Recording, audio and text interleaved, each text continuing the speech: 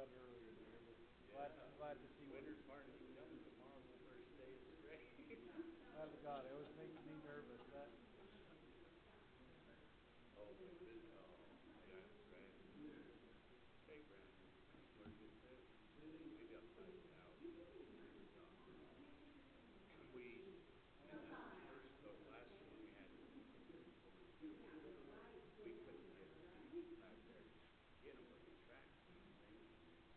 And then they showed up. Hi, Leslie, how are you? Good, how you doing? Some of the guys never made it home. So they just doubled up and they're fine. And they showed up to Marshall Spring, Bullis County, Cabot.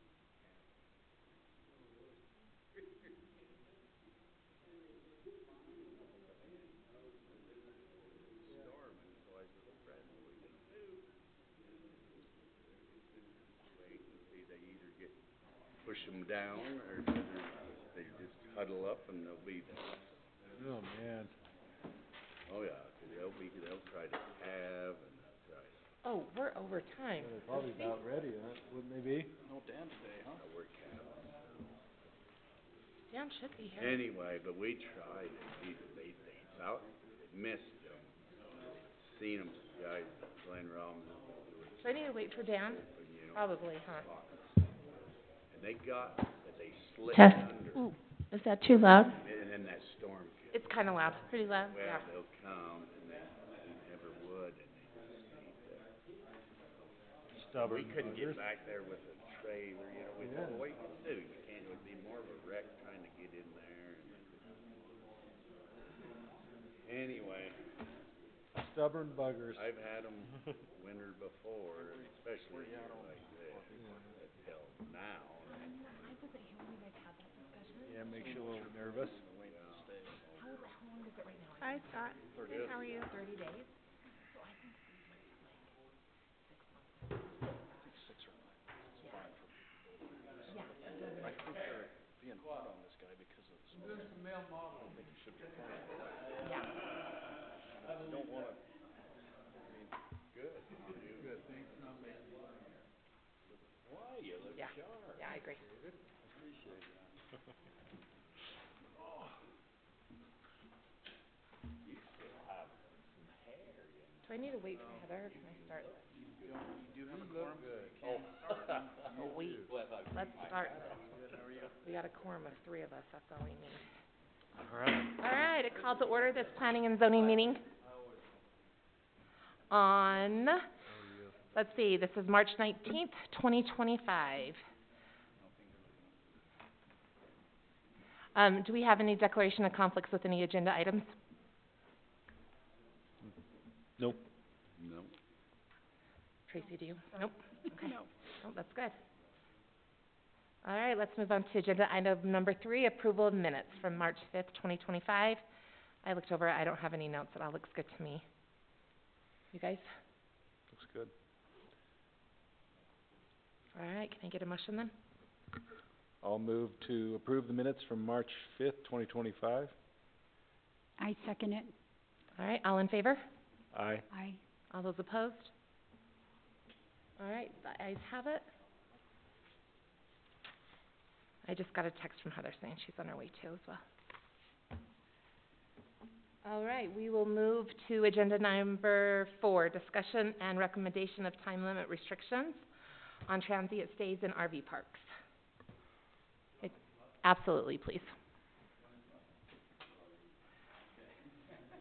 I don't get any moral support there. I think before we start, I wanted to formally apologize for not having an action item on the agenda after the public hearing last time. We apologize for that. No worries. I don't know if you want me to describe the situation again or if you have questions, but maybe I'll give a quick 1-minute summary of where we stand. So currently we have the 29-day restriction on stays at the RV park. And that's proved to be quite a challenge because I think I mentioned we called every city and county from St. George to Heber City. and there's not a jurisdiction that has any kind of a restriction like that. So it's been quite difficult for us to be competitive. Customers, if they can't stay over 29 days, they go to Cedar City or St. George or Beaver or Fillmore. So we're here to ask that restriction be removed. If so, it's going to allow us to be more successful and hopefully get to a point where we're making a profit. If we're more successful, it's going to benefit the tax base, and it's going to drive customers to all of the other businesses here in Parowan because they buy gas, they buy groceries, they go to the restaurants, they buy steaks, they go to the gym. In fact, one of them is cleaning the gym right now. So I think that if we can become successful, it's only going to benefit the city and the other business owners here as well. So anyway, we've done lots of improvements, as I mentioned last time. We've put in a 14,000 square foot dog park, put in trees and picnic tables, and just wrapping up a pool and pickleball courts. So we continue to improve it and make sure that it stays at a very high level. In fact, we won Best of Iron County for RV parks, and we're in the running for Best in Southern Utah. So I think we're doing good things, but we need some help getting to a point where we can actually generate a profit, and being able to remove that 29-day restriction will help us get there. Okay, thanks. Mm-hmm. I know I wasn't here when you guys went over it last. I did listen to the minutes, so I feel like I'm pretty caught up on it. What are your guys' thoughts? Oh, I did want to address one thing. I know there was a stipulation that you were supposed to have a fence in between you and the residential neighbors. How is that coming along? We've talked a lot about it, and that's kind of on our list of next improvements to make sure we get that in. So that'll be this year. Okay. Yeah. And I just, knowing that that's been raised, is what the code says. It says fences to be required in certain areas. Site obscuring fences shall be required along the boundary line in the following cases. And the one applies to you guys is all commercial and industrial developments having a common lot line with a property that's used for residential purposes. So it's not that it's zoned residential, it's that it's being used for residential purposes. Okay. It says shall require the construction of a 7-foot high site obscuring masonry fence. That's what the actual requirement is. So I don't know, is that, I guess we just have to look and see. I don't know if you want to have a wall for one section, because not all of that along there is being used for residential purposes, and how do you want to have that look, and, piecemeal or whatever, but. So Dan, is that in the RV section code? Because because fencing is described quite differently there. It's in fact, it can even be shrubs so long as it provides that privacy or that distinction. So That's in the fencing under land use under fencing. So maybe I think there's a specific requirement as it relates to the RV park that maybe I could take a look at that and Sure. compare it to what you're describing, and then we can figure out a plan going forward. Be good, yeah. Okay, thanks. Yeah, that was just one of my concerns. Your guys' thoughts? Well, I know last time when you had brought up and specifically had said about Heber, I was surprised to hear that they didn't have restriction, because when I lived there, they always had a 14-day requirement. And so I reached out to them, and they said that it does say short term, and that it then falls back to their short term, which is the same thing as short term rentals, the 29 days. I didn't go any, I don't have time to go. I just was surprised. I was like, wow, did Heber really, change? And so that was the one that had caught my attention that I had called on.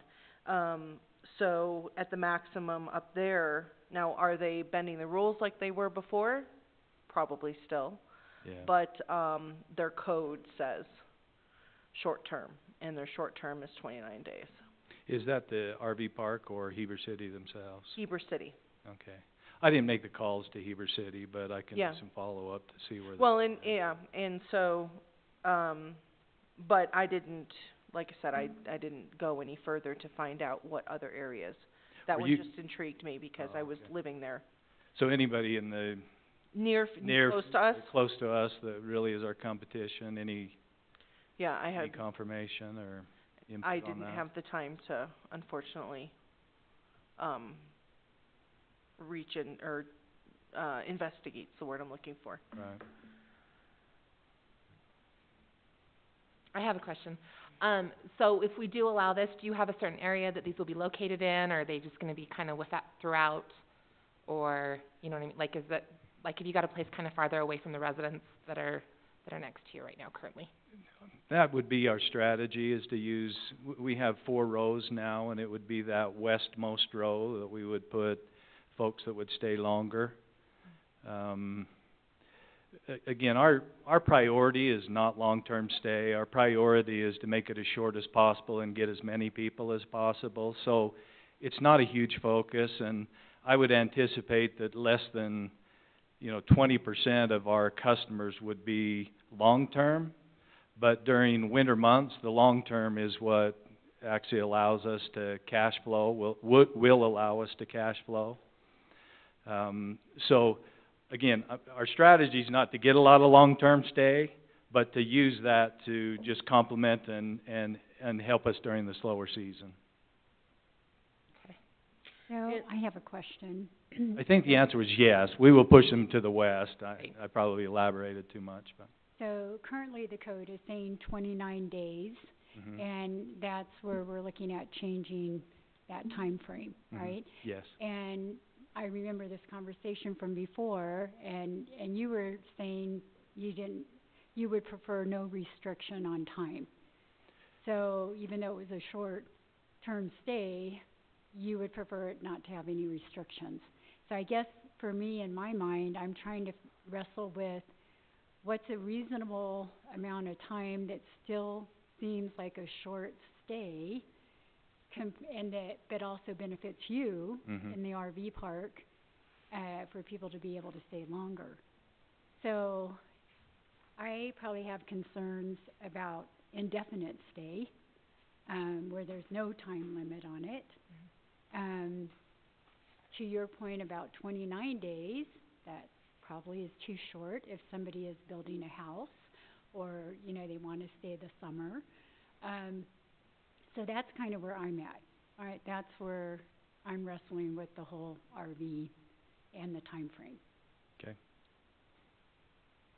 Yeah, I agree with that. I think that indefinite is a lot. So if there was a time, if we did allow it, just to have a Yeah. time on that. And again, our preference isn't indefinite. It's obviously to keep it as short as possible, but not to turn them away. And really RV, the typical concept of RV is they come and stay 2 to 3 months, maybe for a summer or for a weekend. I mean, that's really what we're going for. It's just, again, during the winter months when things are quite slow is where we kind of need the help. But indefinite's not our intention either. Yeah. In fact, our policy doesn't allow any kind of physical structure or permanent structure.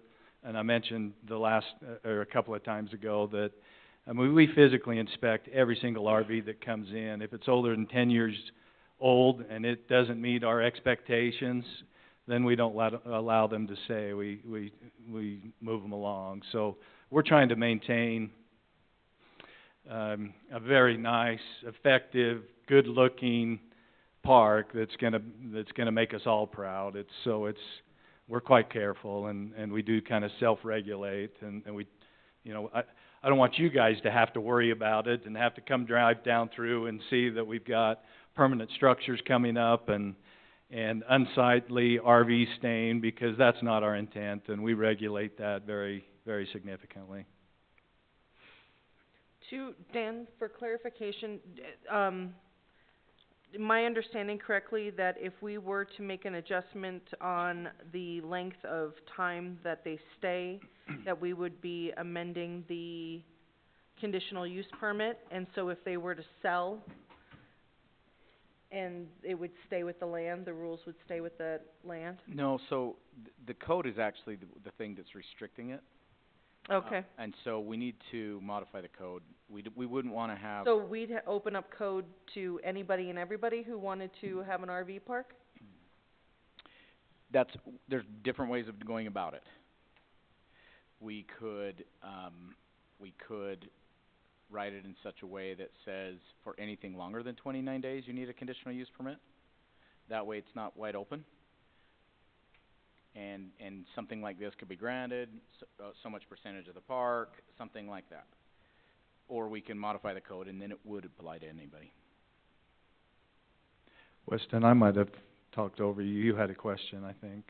I was just trying to say, I don't see a problem with 9 months, and, conditional sounds good to me. That way the city can still choose whether they wanna allow it or not in the future.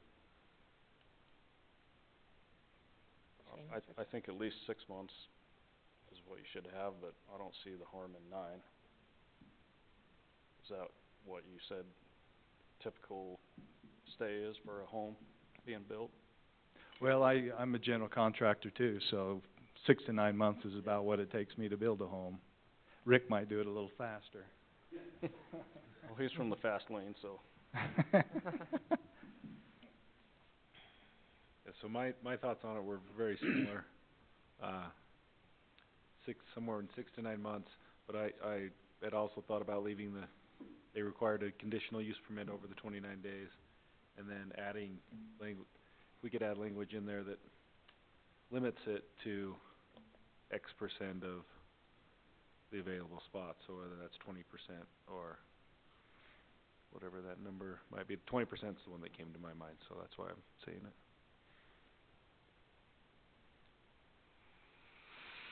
I like that too. Were you suggesting that the conditional use have those restrictions? Mhm. Okay. And how would this be regulated? Like with your park, We can regulate it with the system. The system can Okay. ensure that anything, or whatever the time frames are, that can actually be added directly into the system, so it won't allow anything beyond that. And we'll continue to enforce our policy of no permanent structures and inspecting all of the trailers or RVs themselves. We'll continue to do that aggressively.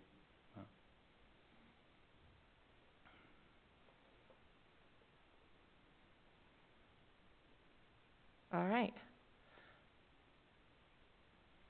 I'd entertain a motion if anybody wants to make one. So we're gonna send a recommendation, whatever the motion is. Okay.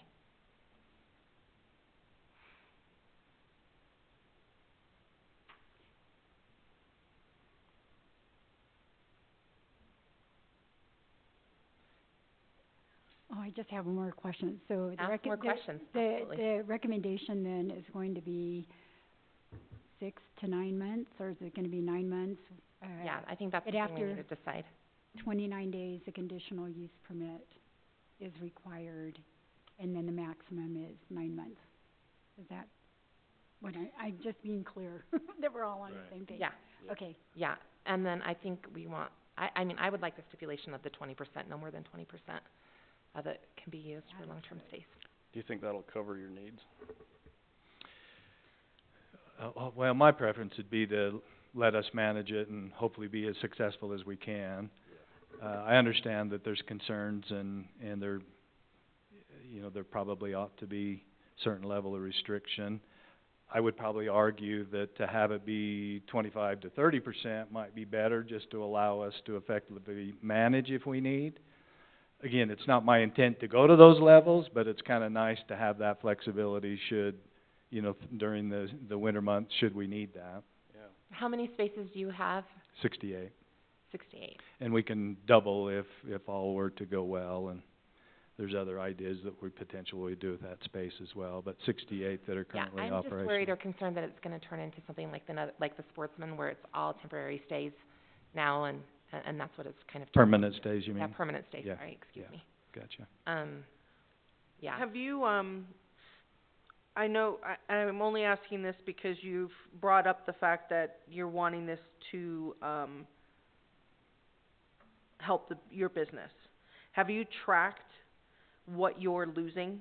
Like, because on one side, have you tracked on how much people you have turned away? Like, what are you actually losing? Yeah. And because then on the other side is that we all know that there is long-term staying there currently. It sounds, So are you turning away business, or are you? Yeah, I don't have the data, 'cause, I mean, we're not even effective right now at keeping track of how customers get to know that we're even here and available for them to stay. So we're doing a better job of tracking and documenting metrics. I can just tell you from personal experience, when I answer the phone, I probably turn away a customer once a week at least. 'Cause I walk them through the situation, that you can only stay 29 days. If you choose to stay longer, we have to check you in and out and relocate you, and when they hear that, most of them say, well, okay, thank you. So probably 1 week would be my guess. it kinda sounds like if you're thinking 30 or 40% would be better, then that's probably what he's losing, is probably 20 to 30% occupancy. Isn't that kinda right? My guess is it's probably 15 to 20% could be maybe a little better estimate.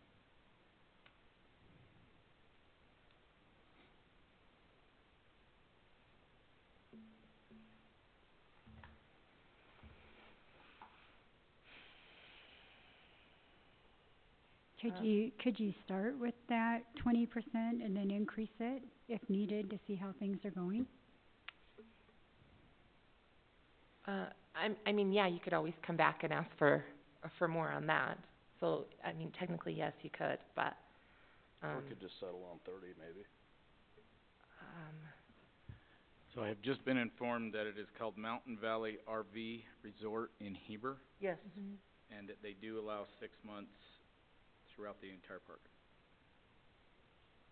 The city code is not written as such. Maybe they have a conditional? Could be that they're in the county and not in city, but you would know Yeah. maybe better. I know where it's located, I'm just not sure where the The definition county, of where city county is. restrictions are, but.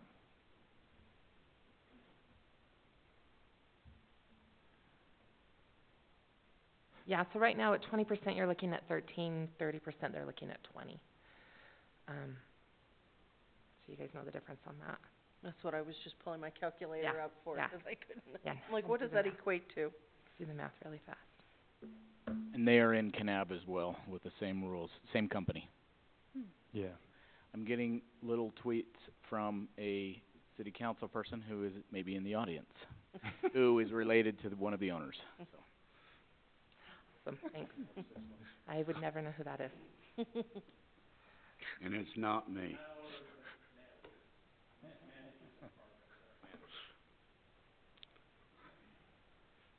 Madam Chair, may I indicate Absolutely. something?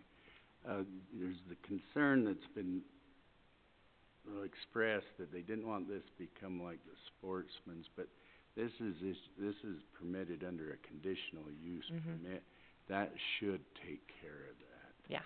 concern. Yeah, good point. So, just for whatever, in your consideration. So what percentage is everybody comfortable with? 30?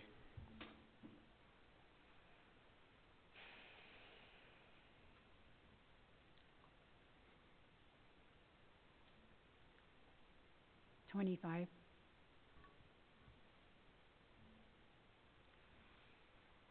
I'm 0, so.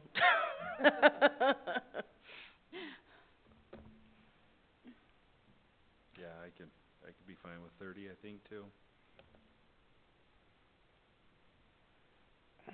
And if that's a conditional use, was it 68? 68, yes. Yeah. Or And that's the what- conditional use can be Can I make a revoked, right? suggestion? If the intent is to do that, if there's a consensus and a recommendation, can we also have as part of the motion that their conditional use is modified so that if the city council approves it, they don't have to come back again to review their conditional use permit? You know what I'm saying? Yeah, Just didn't wanna have to Yeah. formally go through that. yeah. So have if to- you're have to- intending to do that, do both. Yeah, Thank you. yep. So that part of the motion would just be amending the conditional use permit? No, No. what we're officially doing is we are going to amend, we're gonna we're making a recommendation to city council to amend Title 15, Chapter 56, under recreational coaches, recreational vehicles, and recreational coach parks, to allow for stays of longer than the 29 days to be done by conditional use, to be limited to 9 months, Mhm, and limited to a certain percentage of the park. mhm. Also part of the motion is if you want to have, amend their conditional use, should this be approved by the council. And I don't wanna spoon feed you, but that's the way we would technically do what you're trying to do. Who got all that? Yeah, you have to repeat it. So moved. There we go. So moved. But we would need the percentage. Yeah. Okay, should we, So move plus certain percent. okay, so moved plus 30%. All right, can I get a second? I'll second it. All those in favor? Aye. Aye. Aye. Aye. All those opposed? Opposed? All right, ayes have it. Thank you. So, will we be with city We'll council? put it on city next council Wednesday, next or is it next following? Thursday. Next We'll, Thursday. we'll put it on this, it's 27th, yep, next Thursday. Okay, thank you very much. Thank you. All right, we will move right along to number 6, review of proposed language for updates number 5, review update site plan for Legacy Estates. Callie, I'm gonna take control of the screen. And if you guys wanna come up here, you're more than welcome.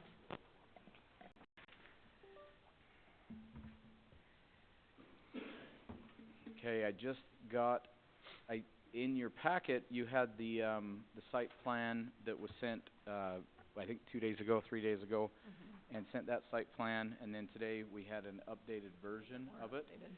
Do you guys maybe wanna talk us through any of the changes that were made, maybe that were made from the version 1 to what they got in their packet, and then from that to this?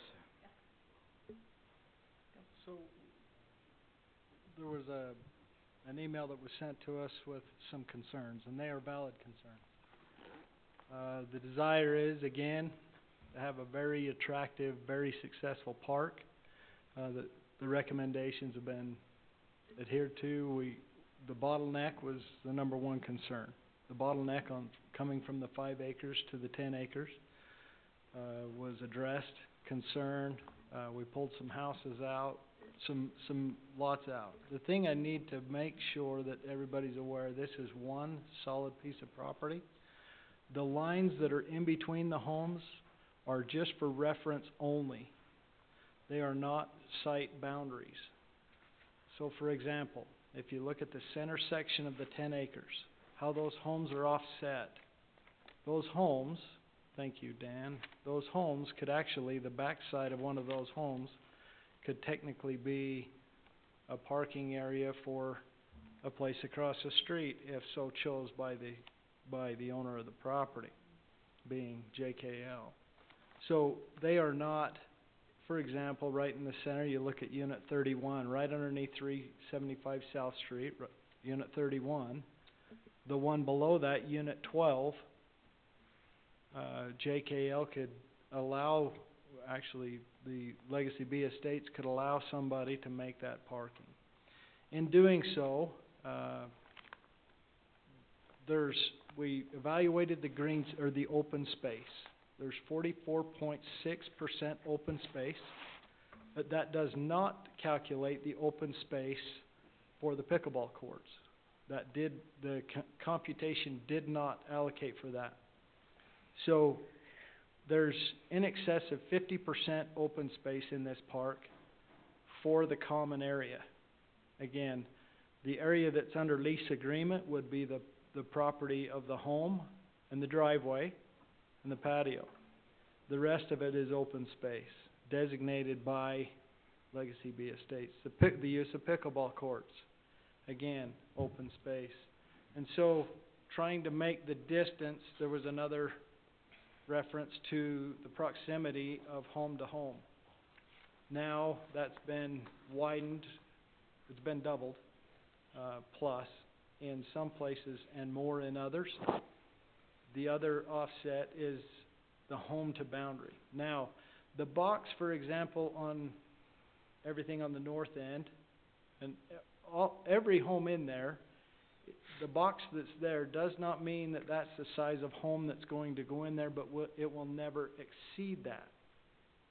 Okay, so for example, on unit 51, somebody wanted to come in and put a 47 or 48 foot or a 54 foot home lengthwise instead of a 60 foot home. They could do that, but it cannot exceed, because if it exceeds, then you're encroaching on the boundaries. Does that make sense? Mm-hmm. Okay, we've added 4 foot sidewalks all the way around. Utility easements have been addressed as far as ingress, egress. Snow removal. Dan, if you'll scoot back just a little bit on where you come into the property, move it to your right, just there you go. As you come into the property, the open lot on the northwest corner, so back up on the upper left, if you will. Are you saying right here? There you go. That's future snow storage. Then in the bottom right, that's been left open also for future storage, as well as needed, the west edge of the parking lot, or the left edge as you look at that photo. No, I thought this area here was drainage retention basin. It is drainage. When snow melts, it turns to water and it drains into the drain. I'm just teasing, Dan. No, I know. I'm just wondering. I've never heard of a drainage of a retention basin being used for snow storage. I don't know about the engineering design spec if it has to have a fence around it. Haven't seen any design on that. The only way we would be able to do that is with that fence. You'd have a gate, and there's been a recommendation of being able to put that in there. I mean, if you could make that work and it meets the engineering standard, it's a novel concept, because like you said, when snow melts it becomes water. You're usually not having flood water while you're having snow. That's correct, and it also affects the drainage. So when you have your big snowfall, this is why we address this with the engineer. There's also what we would consider a farmer drain. So they're 4 feet by 4 feet grate, typically, or 3 by 4 foot grate that is in there that ties into the drainage system. And this is all pipe drainage system. You'll see when the elevations come out, the elevations will show that the drainage will hold its own with the snow load or the past 10-year flood zone, even up to the 50-year flood zone in this case. But back on that bottom right, or it would be the southeast corner, there is also a drain there that ties into that lot, and that's why we've allocated that as snow storage, because it'll run right off of that portion of the property right into the drain system. So same thing as the west edge of the parking lot. So that was a big issue. It was a good recommendation and something that we really focused on, and the engineers cured for us, saying that based on the last 50 years, they don't see a snow issue there. Because that's a pretty substantial sized lot, especially in the front portion, let alone the back portion. The parking has been addressed with 46 units on the east side. And then if needs be, if we have overflow space, that with the lease agreement that will be with each tenant, they cannot park more than a set amount of vehicles. that's not allocated for that property.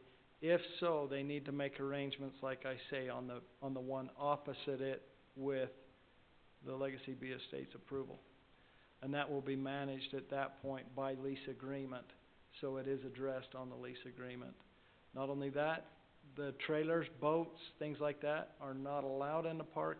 There's plenty of RV space. We don't wanna take away from those people that are our neighbors, that are, they make money doing that. This is not our intent, and the intent is of Legacy B Estates is absolutely not to have it a junkyard. Keep everything clean. If the vehicle doesn't move beyond a certain point, it can't be in the park, period. So, that's a major, major concern. That's a major concern for everybody, from oil spill all the way out to just the look of a facility like this. So, those are major concerns that have been addressed in the lease agreement.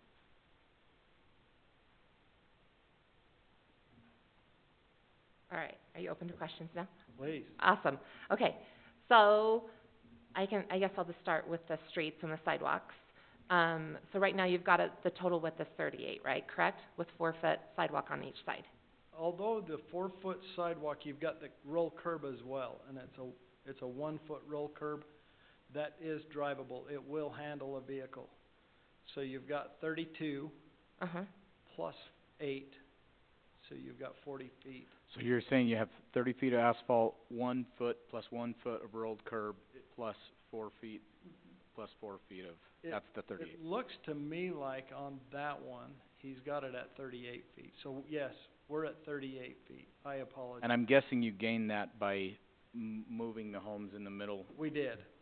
Yes, that was a big thing, moving the ones in the middle, making sure that there was a lot more green space in that middle. That's why we went from 54% green space down to 44, because we moved those homes and gave that to the road. However, it shouldn't have offset it.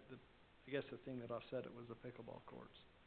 So you've got 38 feet there. However, we obviously don't want people parking or driving on the sidewalks. The other thing that's been addressed is pushing the homes away from the road, if you will, allowing bigger than a 20-foot pad. It's now, with that excess, is 24 feet. Now, the other issue that's been addressed is the length of vehicle that's parked on a pad. It can't extend into the road. It can't impede the sidewalk. If they've got anything other than that, they'll have to make arrangements with the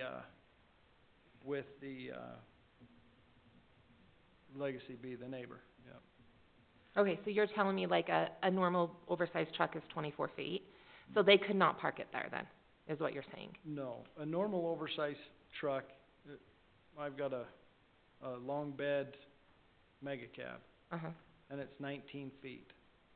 If I were to put a tongue on it and a bumper, I would be out to 20 and a half feet. Okay. But my wheelbase, I'll be able to pull my tires right to the very edge of the concrete. I'll overhang my bumper, therefore my hitch won't be a knee buster for somebody on the sidewalk. Or I would have to back in, obviously. So those are addresses that are addressed in the lease agreement, and other accommodations can be needed, but we don't see a real big need. What we're trying not to do is open it up to a 30-foot flatbed trailer. So therefore, if you extend that concrete pad, you're inviting those campers that are 24 to 30 feet, or those trucks that are oversized trucks, and that's what we're trying to stay away from. Okay, sorry, because the way I read this, it just made me seem like you guys were allowing the vehicles to park on that 4 foot of sidewalk, as long as they weren't out in the street. So that won't be allowed then, is what you're saying. They can't be on the sidewalk at all. So they'll be able to pull across it, but no, they Yeah, can't. yeah, obviously, pull across it to get on it, Correct. but the permanent parking will not be on the sidewalk. Oh, right. Okay, Yeah, we don't want anything like that. No, their bumper would have to overhang their concrete pad. okay. And then, Dan, can you scroll back down to the road? I just want to make sure I'm reading this right and I'm correct on it. Okay, so the total width right there is 38 feet. We've got 8 feet for sidewalks, correct? Correct. And then 2 feet for the rolled curb, correct? Absolutely, let me retract that if I might, because it appears on this one that the 1 foot is taken into consideration, so it is 38 total, not 40. Okay, so the street width, then if I'm reading it correct, is 28 feet, without the curb and roll and without the There, sidewalk. From curb to curb is 30 feet. there's the, Oh, there it is. Yeah. so your 2 foot curb, rolled curb, so 26 feet of asphalt, 2 foot of rolled curb each, that gets you to the 30 feet plus 4 and 4. There was discussion where we reduced the need for snow load. There was an option of going to a 1 foot roll curb versus a 2 foot, as long as we kept that 30 feet in there. Because it has to be 30 feet to meet your code. Yeah, that was what I was asking about. So, and to be clear, on a planned unit development, we can authorize something less than what code requires, but the planning commission last week was like, didn't feel comfortable with allowing a narrower road plus no sidewalks. Mm-hmm. Right. So, we've added sidewalks, you know, and we could look at the asphalt. But, so I'm saying this is a significant improvement. I will pull up the exact, what do they call it, whatever code shows you, but again, we're allowed to go less than code. I was just gonna point out visually, 'cause sometimes I need something to relate it to. In Foothills, their parking areas, their pads are 16 by 20. And they fit the 2 cars. So just if that visually helps anybody, I was just looking that up. Perfect, thanks. One other thing that we've noticed, we have not found a park in all of our looking that has sidewalks. We've never found one. It's referenced as a PUD, although it's a park, it's common. So we're trying to fit that, and we're trying to be the most amenable possible. We've never found one that has sidewalks, and we've looked at many, many parks lately. So, just trying to make it attractive, trying to keep that aesthetic as well as the usability. So can I ask a question Yeah, absolutely. if we're not? So we appreciate you sent the agreement, which is required. And I have that lease agreement. Are you asking a question about the lease agreement? Uh-huh. Can you hold off on that? Oh, absolutely. I just have a couple more questions No, on the, 'cause it ties on the floor into, plan. it ties into some definition stuff. Perfect. But I will totally wait. Perfect. All right, can we go over the setbacks, please? What the changes are on that now? So we were referring to setbacks. Technical setbacks are for the property as a whole. Yeah, and, I guess, well, this is the mobile park, so you don't have There's not setbacks setback. between the homes because the homes aren't on lots. Mhm. So a setback is a concept. Yeah, Officially applied, the setbacks are where it touches other properties, is what Yeah. I'm saying. So, but we called it setbacks in the meeting, and there's still the valid concern that the commission had about the homes being too close to each other, but we just can't call them setbacks, is Yeah. all I was saying. so now they're at 8 feet, correct? In between? Correct. Minimum. 4? Again, that's the maximum that somebody could build. Now, whether they decide to put a 28 foot or whether they decide to put a 16 foot is based on the space itself. So that's the closest that anyone could ever be. The other thing we've looked at, just consideration, is the patio pad being 15 feet. That's a substantial patio pad. Where we were able to make the difference to widen for the sidewalks, if you'll notice, each concrete drive pad is 20 feet, but it carries over into, in front of the home in some cases. Mhm. Therefore, maybe a garbage can or whatever. That would allow somebody to reduce the size of a 15-foot patio to a 12-foot or a 10-foot if they had the wide home and they wanted more back porch. Does that Mhm. make sense? Mhm. So again, these are the line is not a property boundary, the line is not a lot boundary. So it's all the one common ownership. So if you've got a wider home in, maybe they want to make their pad 12 feet, they just can't exceed what's here.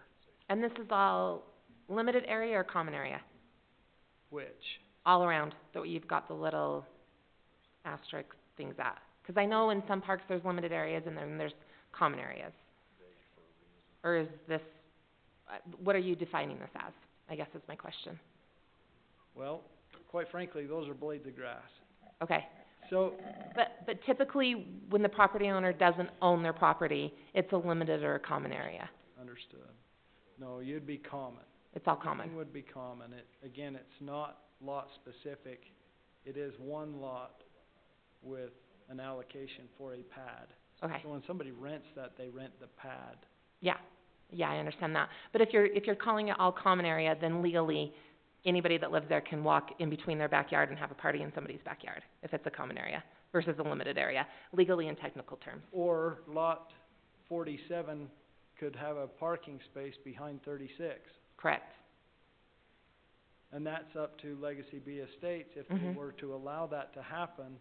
And then that would affect number 36's lease agreement, if you will. Okay. Okay, thanks.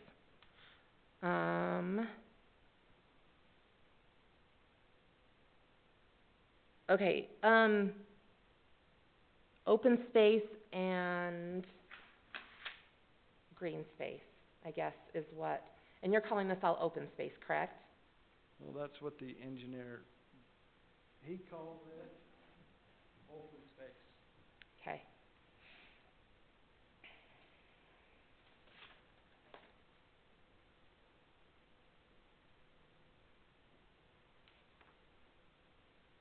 I was just wondering, so you're not gonna have any common areas that are just green spaces, trees, park benches, you're just having a pickleball court? Do you prefer that instead of pickleball court? I mean, if you're asking me, I'm a pickleball fanatic, so I'm on pickleball courts. I'm just saying, I'm just asking, it's just a question, yeah. So this is your only area right there then, is what you're planning on having? Then benches, trees, anything? I did read in the lease agreement that you guys weren't allowing trees unless you were getting permission for trees to be planted. Are you guys gonna plant any trees, permanent trees on there at all? You know, we haven't addressed that Okay, yet, okay, the trees. okay. I was just wondering with that, open and green spaces, just the definitions. Obviously, open spaces would be your pickleball courts, green places would be your parks, your benches, your trees, your bushes, your shrubs, Yeah. anything that falls in that. If we were to follow, if we were to follow in the tree issue, we would hope that a lot of these homes don't stay over 20 years or 15 years. I wouldn't ever want to stipulate a time frame, if you will. But if you plant a tree, you would hope it would be there for 30 or 40 years. And in the nature of this business, these homes need to be cycled at a certain point. And if we put a bunch of trees in there, that's just a discussion, if you will. It's not a regulation or anything. But the discussion would be being careful about recommending a tree to go in there when you've got to be moving these in or out within 10 to 15, 20. That's just the cycle of a park. So, again, just something to There'll be consider. grass and, I mean, It'll be beautiful. Yeah, I'm no questioning that you guys won't make it look nice, obviously, Right. on that. I think those are some of my questions right now. I think I can ask the rest of them when we get into the lease agreement. So Dan, if you wanna. And before we get too far into the lease agreement, it's just, really a concept. It's been my understanding as we've been talking about this, that there would be manufactured homes, put on permanent foundations or set or permanently affixed. And those under our code are treated like homes. Once it's permanently fixed, or it is, you get your affidavit of fixture and that, then it becomes treated as a regular home. if there are, and looking at your lease agreement, it appears like this is more of a mobile home, park, because they are going to come and they're gonna go. And my question is this, in our code, we, in a PUD, we can't have, there's a mixture, it says no planned unit development may incorporate both mobile homes and permanent residential dwellings, such as typically permitted in residential zones. There is a subsection of the planned unit development that says mobile home planned unit developments, where you are allowed, and, sorry, bring it up on the screen. The code I was just reading was here, no planned unit development may incorporate both mobile homes and permanent residential dwelling units. And we consider a manufactured home a permanent residential dwelling unit once it's brought in, the tongue is removed, wheels are removed, it's set on a foundation, and it gets set up as a house. So we can't mix it. I'm not sure if you're planning on providing 100% of the homes, or if you're allowing people to bring their own home, or, and a mix and match is one thing that's just specifically not allowed.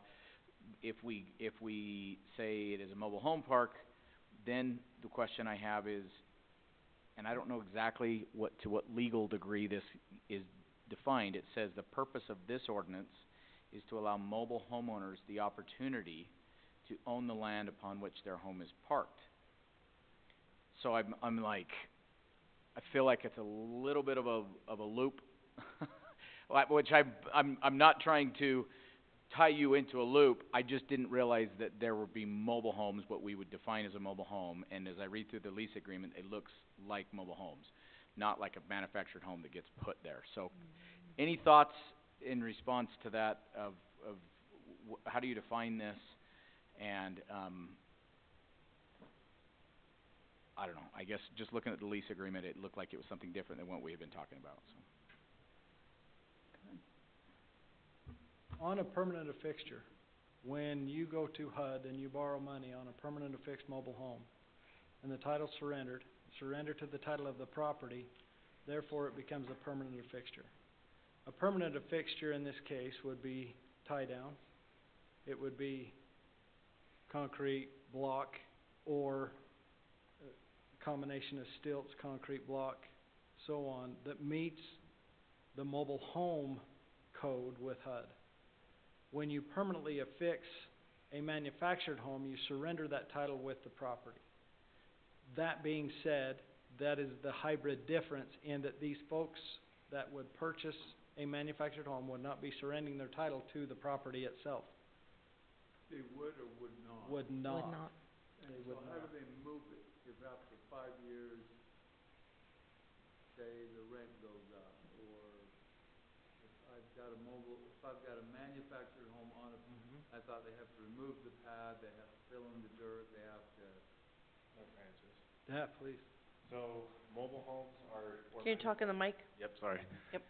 Manufactured homes are still considered mobile until they are affixed to the permanent foundation. There's a very wide variety of foundations out there that you're able to do. But the HUD codes in states that are counties that I've worked in so far, they've restricted tie downs for each one of the homes. Double wides, there's only 2 tie downs on opposite ends of each other. And as long as there is foundation under there with runners and footing, then everybody's always been okay with that. And you don't have to surrender the title over to the deed at that time So as you well. would say it was a manufactured home, but it's being treated as a... I would personally say it's a mobile home. manufactured home community, because it is going to be on foundation as far as runners or stilts and jacks, like Bill was saying. And then if it ever does need to be moved, it's just jacked back up, and then the axles and tires are put back on, and the tongue's just bolted back on, and then it's pulled out of there. So I just got it, so in our code, this is in R1, it's the same in R2, R3, where we talk about building homes. It talks about what our standards are for manufactured homes. It says build in accordance with Uniform Building Code standards. One manufactured home which satisfies each of the following criteria. A home has a length not exceeding 4 times its width, pitch of the home's roof, we don't need to get into that, exterior siding, yada yada. A continuous masonry permanent masonry foundation unpierced except for required ventilation and access is installed under the home, according to the guidelines for manufactured housing installation published by the International Conference of Building Officials. Tongue axles, transporting lights are removed, and then finally, the manufactured home is affixed to the lot according to the affidavit of mobile affixture and receipt of the surrender of the title at place of the Iron County Recorder. What I'm saying is, I think that we have to treat this as a mobile home PUD if we're not going to be doing that. Which, there's a path forward as a mobile home PUD. The question that then lies in, it doesn't, I don't know how you read the subdivision code where it says the purpose of this ordinance is to allow mobile homeowners the opportunity to own the land. I don't know if that's a requirement that they do own the land. It says to offer them the opportunity.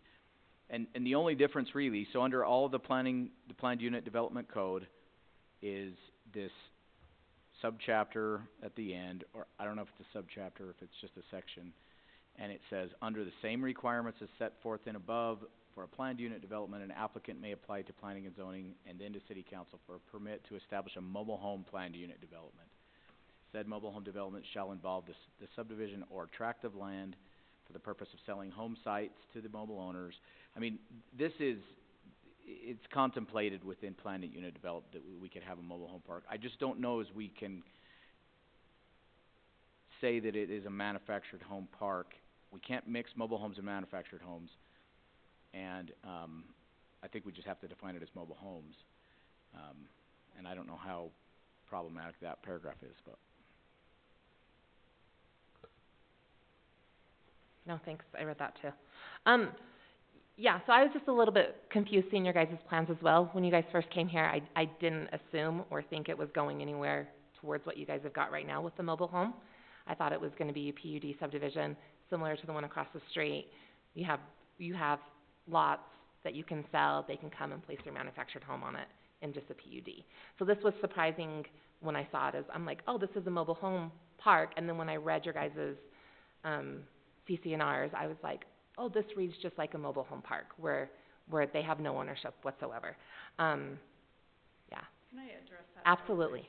At the very beginning, when we even started talking about this, we laid the foundation of that's what we wanted, and we're looking for affordable housing. Mhm. Okay, so you might get a $275,000 or $250,000 home this way, whereas you buy the property, you're gonna get a $475,000 to $500,000 home. So this is affordable. And I can disagree with you on that, on the price. I think very much you could get a smaller lot and you could put a manufactured home on it for way less than 400,000. Is in this area that I can see. So. I'm currently building on the Halterman's old lot, a home, and it's just barely over, I have a client that I sold a lot to on 200 West, I believe, right just south of the high school here in Parowan. And with their 1,200 square foot lot, they're into it almost 375 total. So,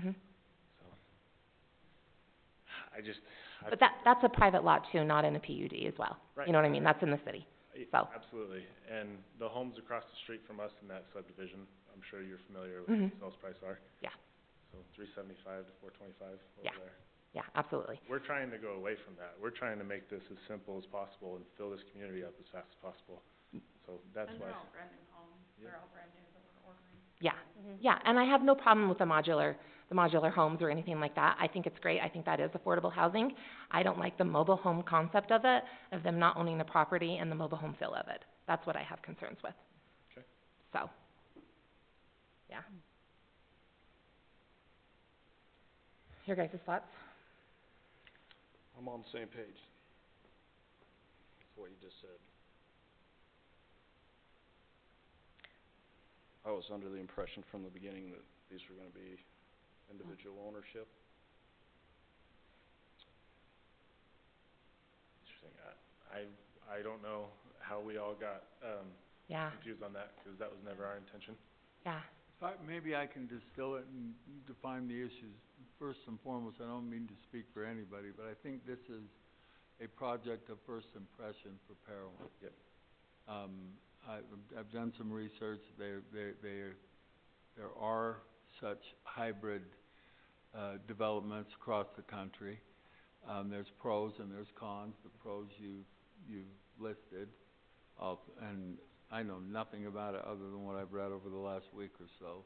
Some of the cons, they say, are, first of all, are they subrogated or unsubrogated to the bank? In other words, we're talking affordability. If I wanna put a $200,000 modular home on the property and I can't pay $200,000 for the home, most banks, or a lot of banks, require that the land come with it. So if I default on my modular home, the bank has the right to take the real property underneath the modular home. Some developments say, well, if you're gonna do that, then unless you can obtain an unsubrogated loan, we're not gonna loan you the money for your modular home. That's one of them.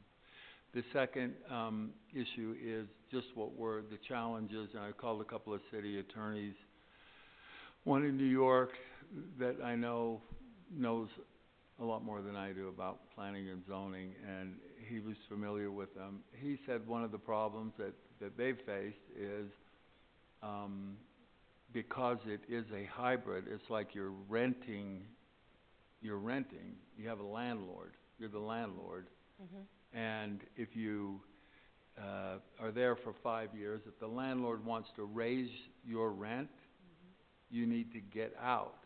And it says if it's in a fixed modular home, it can cost up to $20,000 to move your modular home, plus you gotta go find a lot for your modular home, and they're not devoid of litigation in those circumstances.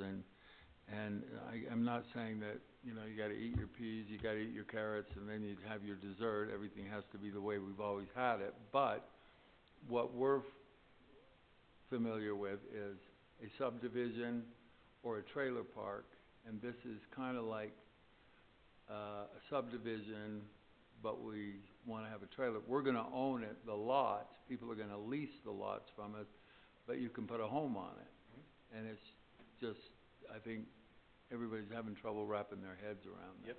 So to answer your first concern, Scott, banks do lend on the title of the homes now.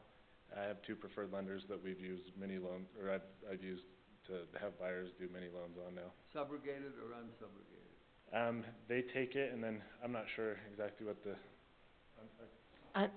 They do unsubrogated. There are lenders that will lend on it. What's that? There are lenders that will lend on it. Yeah. I mean, there's not a lot, but you can find some. It's harder. We actually have other parks like this in Idaho, and then we have one in Utah too. Yeah. Okay. But you're saying some banks will just loan on the trailer or the modular home alone? correct, yep. And if the owner defaults, They come and get the, The home. then the Yeah, bank they move it. comes in. It's personal property. yep, the double wide. Okay, they treat it as personal property. Mhm. Okay. Yeah. I have a question. So you said that the life expectancy of these homes are about 10 years? No. 10 to 20 to 15? Or you said that you were gonna pull them off, or? That's I'm sorry. No, I didn't, that's what I was trying to say is, you never know if somebody wants to move their mobile home at that their certain life of their ownership of their home, where they may have that desire, that's up to them. The life of these homes are 30 to 50 year, they're HUD built, they're very quality, they're Fleetwood. In fact, if you look at the Fleetwood model, which is being proposed here, the Fleetwood model is I guess you'd call it the Lexus model of the manufactured home or mobile homes. It's the upper end. They're trying to keep away from the lower end homes and still keep it affordable, and that's the caveat here. That's the hard struggle, if you will. It's worked in other locations very well to meet those retired people. I'm a veteran. I have a pension. I have to fit within that certain guideline, and yet work 2 or 3 other jobs or whatever the case might be, and it's harder for somebody like that to find a ranch, if you will, or a nice home. So again, we're trying to hit that spot that is not out there for the governor, that he's so far driving, and it does very well. Idaho is a perfect example Where at in of Idaho? an Idaho. In American Falls, Idaho, Where? American Falls, Okay. just outside of Pocatello, Mm-hmm. and Preston, Idaho. And there's also one in Mount Pleasant, just north of Mount Pleasant. Mount Pleasant, Utah? Yes, I love Mount Pleasant. you do. You know our community. So, So you're saying if their home is there for 20, 30 years, that's fine with you sure. guys? And that's what's encouraged. You want that long-term relationship. You want people to build roots here, but somebody might only live 10 years, and then what do they do with the home? Somebody may move it, somebody may buy it, whatever that case might be. But what you have to be careful with is locking somebody in that doesn't have the ownership of the property. You lock somebody in by grid by requiring them to put a tree in front of the house. Does that make sense? That was the only reason I said that. The other side of that, you want that long-term. That's good business. And it's good relationship with the community, to build the community. And when you've got a property as this, you want that community feel. And, just so we're all on the same terms here, this, I believe, is kind of a manufactured community, the hybrid, as you mentioned, Scott. And it will not have a mobile home park feel. I can promise you that. I gotta be able to sell into this community, the homes across the street, so we'll definitely make this as good as possible. It'll look very similar to the one that's across the street with a nice sidewalks and a really nice fence around the whole perimeter, so. Can I ask a question? And you mentioned a couple of times, are you going to be selling to a specific preferred demographic? Is there gonna be an age restriction? Sometimes that's done. And the reason I'm asking is because, you know, as we talk about families, we talk about kids, if they have their own, like, obviously there's not a playground, didn't know if you'd let people do, you know, what they can do in the open spaces. Are we calling all of the space common open space that everybody can use, or is there, you know what I'm saying? Maybe you could address all of those things I just threw at you before I throw more. So, yeah, for sure, like they'll use a lot of that as their own yard, of course, and then, you know, if they want their own trampoline in their area or whatever. And can they do fence that. a certain area or no? You know, if we fenced it, it'd have to look, we want the look to look really nice, and if we allowed a fence, we'd have to make that so all of them would have the same fence, the look of it. Right, and I think that if you were to fence it, it couldn't be counted as open space, you know what I'm saying? Or, so that's what, I just wanted. It can be limited. Limited open space. So just trying to get to the bottom of that. What about demographic, or is it wide open? Whoever wants to buy one can bring one and put it in? Whoever qualifies and it, yeah. Sure, so it's no age restriction. And I realized that I asked a question earlier. Are you going to allow, people to bring in their own home that they already own? No. So they will need to go through, They'll and- need to be new. and I think that that's a question of quality and what, you know, 'cause you will be ultimately selling the homes that go in. So, Yeah. one of the requirements, which we don't have, we're gonna need to see, is gonna be typical floor plans and elevations, and we're gonna need to see that. So it'd be good to get us familiar with what the product is selling. It is required, but would love to see what it is anyways, and I think that that's You brought it before, right? Yeah. one thing Yeah. that you could, I was oh, gonna say, I have them. Yeah, I was just Somewhere. gonna say, I've Have a got whole 'em. bunch of it. oh, great. He has like 3 different packets he gave us. Yep, and Fruity. I also, You know what? Right here. If you've sent it, I may have Got it. it. oh my goodness, that's from like a year ago. If you've Yes. sent it, I may have it. We keep our That's stuff. amazing. Dan, if you wanna see, or if anybody wants to see. And we have I'm just also gonna see if I added can pull it up. one more floor plan that I'd love to send to you guys. It's the model home. Oh my gosh, it's gorgeous. Oh, This is gonna blow everyone's not the mind. one I want. Which Yeah. one? Oh, the fourth That's part. my negative comment is that you will not let me have the home I want there. Hey, I have those floor plans, The, Forest Parks. The Vantage, it's like under, 'cause the lowest one you're allowing is at 1,200 square Oh, in feet. here, you're right. Yeah, so you're not permitting what I want to be there. Yes, I don't yeah. Yeah. Yeah. I have no doubt that you guys will make this look amazing, and I love the manufactured homes. I'm not against those at all. Those are amazing. They look great when you sell them. They're totally affordable. I just have a hard time with this mobile home concept.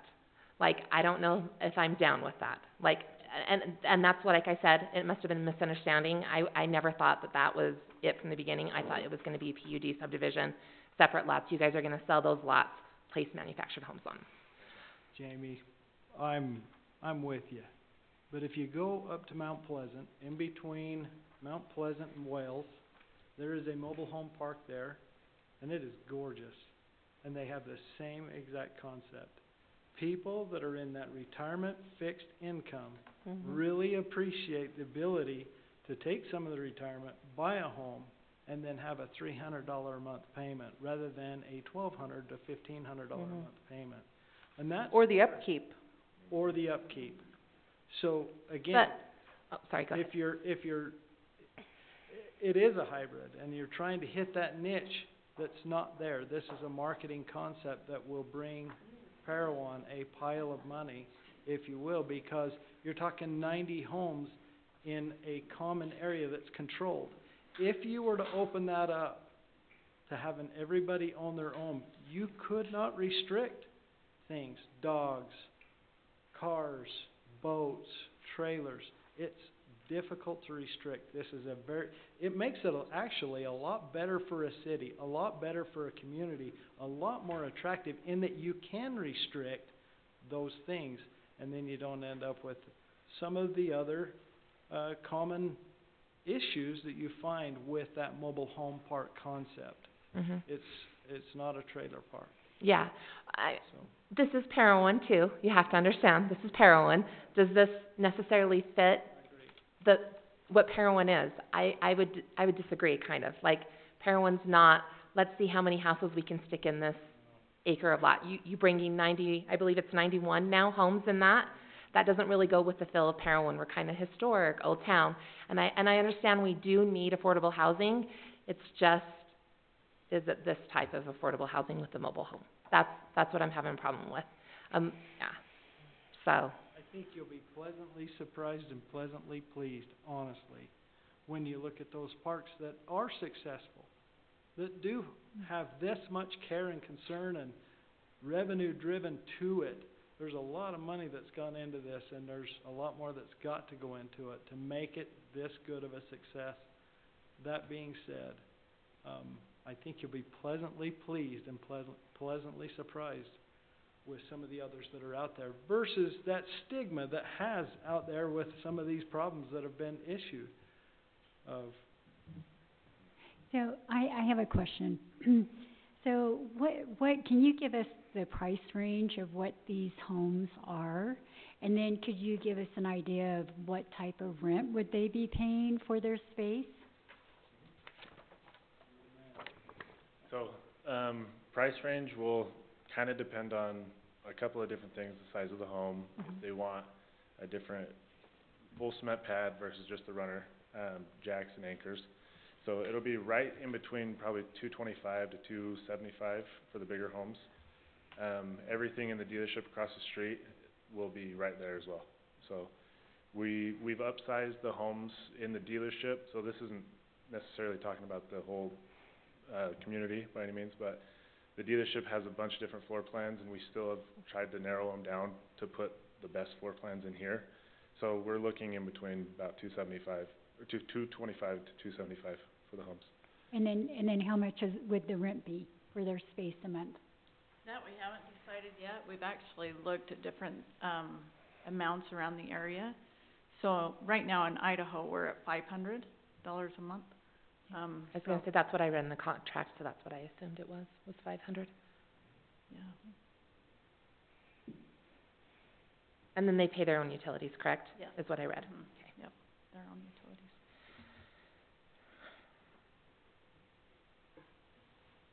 Any other questions, comments, concerns?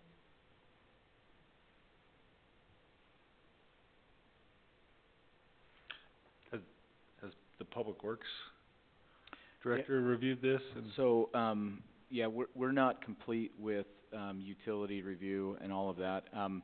But I think for purposes of the Planning Commission,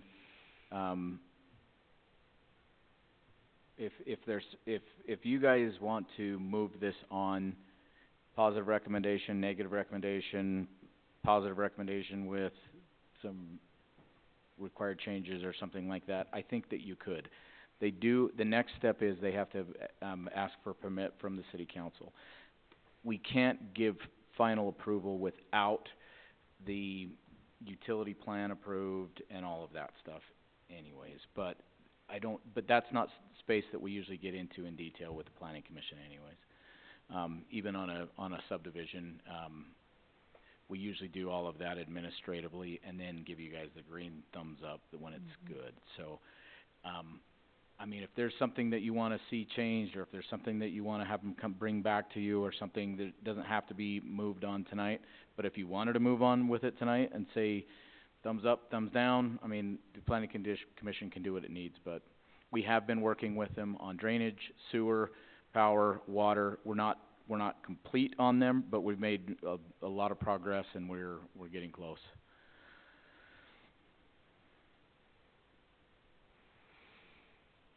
But the questions here, the stuff we've been talking about, that's really the space that we need to occupy with planning commission, so. So, since our last meeting, the concerns that we had all brought up at that point, the fire trucks being able to access and them rearranging, the sidewalks, the curb and gutter, the road, they've come back and that's met all the concerns that we had previously, is that correct? Yeah. It's up to you if it's met your concerns. Well, I mean, Well, the they've things, addressed the them. email that you sent to them, Yeah, have well, all those. let me pull it up, let's make sure we I haven't went missed through it. anything. It has, are we good? All the questions, yeah, I went through it all and all the questions they addressed. Okay. Okay. And so at this point, we're making a positive or negative recommendation to city council to what exactly? Proceed to what? Yeah, just, you're making a positive or negative recommendation to approve or on the PUD as it is currently shown here. But don't we have to change the code that No. talks about the mobile? This is for, No, 'cause what we're going to do is we're saying it's just gonna have to be sorry, I'm trying to pull it up here. Subdivision title. I need to talk with you, Kelly, 'cause you got done with updating the subdivision code, but it's missing a couple of titles or chapters. Yeah, it is. It's missing this chapter. That's why I was looking for it today, and I was like, wait a minute, where did that go? Anyways, it's fine. This is what we actually approved and adopted. So it would just be, approved or recommended, positive or negative, as a mobile home planned unit development, so.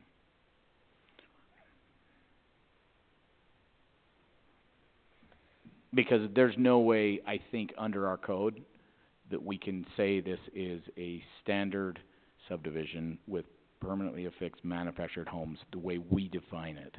Right. But that's fine. It doesn't change what they wanna do. It doesn't change what they're proposing. I think we're all pretty much familiar with the concept of what they're proposing, enough to vote on it, and it is within our code, but we need to call it that. Where it says the purpose of this ordinance is to allow mobile homeowners the opportunity to own the land upon which their mobile home is parked on. So that's what I was asking Yeah. the attorney, is that hybrid, are we comfortable in that space? But I don't know. Maybe because it says opportunity, doesn't necessarily mean required. Right. It's pretty dang vague. Do you have any idea if that was, lingering from before? Or is that something that, This is the exact No. language that we We had adopted. before? However, when we went through and updated our subdivision code, there was none of the requirements that the state had for us to look at this, and I don't think we did. okay, I'm wondering if it has something, lingering from the past? Because foothills used to be a leased common like this. But now every unit is individually owns the land. Oh. So I'm wondering if it was something that transitioned back in that time. I don't know. I have no idea. Your guess is as good as mine. It's before my time, so. Before my time too, I don't know. So I don't know if that's where that language came from, is when that transition happened, or, I don't know. So I just pulled up homes for sale, 'cause I can do that really fast. There is a manufactured home on Parowan, sits on a half acre, 323, built in 2000, so. And then if I go further out to Enoch, I have like 42 results, it says, so.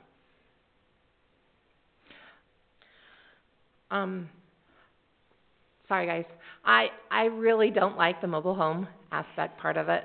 Like I don't think that fits Parowan or what we're looking for, what we thought that we were getting into, what I thought, sorry, I shouldn't bring everybody else. I'm still just having a hard time with that, so just want to be open and honest. So I just wanted to, I didn't want to interrupt you, Jamie. I did want to clarify that what Heather said is true. This is Foothills here. Yeah. Mhm. And they have individually, parceled the, Yeah, Right, you it- can but- sell and, Yeah, lots. originally though, when it was established, it was like this, it was all common. okay. And then at one point, they decided to switch it to an HOA, and the lots, you own the land underneath your lot. But I don't know when that happened, and that's why I didn't know if that verbiage with the opportunity. well, this verbiage just came from our new subdivision code that we. No, we didn't go over this at all with I the new don't think we subdivision code. adjusted this part of it. I It was can't in it tell you currently, exactly. yeah, when I pulled it up, it didn't, yeah, Yeah, so that's why, yeah. we it don't know doesn't what the have- history it's in is the as old to code. why that word opportunity is there. And it is pretty clear in the planned unit development, code that it is allowed, that it is definitely contemplated, sorry, I don't wanna make people sick as I scroll around, that it is, that it's possible to keep it in common ownership, and we have talked about that as a possibility from the start. I think there has been some, I mean, as we have been talking about it, I think there's been some expectations or maybe misunderstandings about what it would be or what it wouldn't be. But it is allowed to stay in common ownership. My biggest question was whether this is manufactured homes, if it's mobile homes, and it's really just a technicality, the way I'm looking at it. We know what it is, both of them are allowed, what are you comfortable with? And let's move forward with it, one way or the other. Well, I'll make a motion. I said I can make a motion if you guys, I don't know if you're gonna like it, but I'm gonna make a motion. I make a motion that we have a positive recommendation to City Council to approve the mobile home planned unit development as shown this evening. All in favor? Aye? Huh? Oh, I need a second. Oh, sorry. Yes, Sorry. you are correct, Callie. And crickets. All right, no second. If there's no second, the motion dies. So then the only other option would be to negatively recommend everything I just said. Or you can can make make the motion a that's- recommendation for some changes. some Yeah. changes. Right. But at least from what I'm understanding, is the changes that we were looking for were completed. The biggest hang-up then is the fact that the people are not gonna own their land, and I don't think that that's the model. I mean, we could ask them, but I don't think you're gonna lose this if you ask them to let the people own the land. Oh, we can ask them that. It's a PUD, so. I understand that, but I'm yeah. saying the project, you may lose the project if. Correct. They can decide if they wanna do it or not. That is absolutely correct. Is there any other recommendations that you would consider? Dan, can they I mean, this is the time. Yeah, I love the plan with the modular homes. I like everything about it. I just don't like that they're not able to own their own property that it sits on. That is my only hang up. Everything else I love. I love the modular homes. I like everything else. That's my hiccup. I think looking at this from the very, very beginning, especially coming into a new area, you're trying to control what goes in there and what doesn't, quite frankly. You don't want to have a wrecking yard. I love wrecking yards.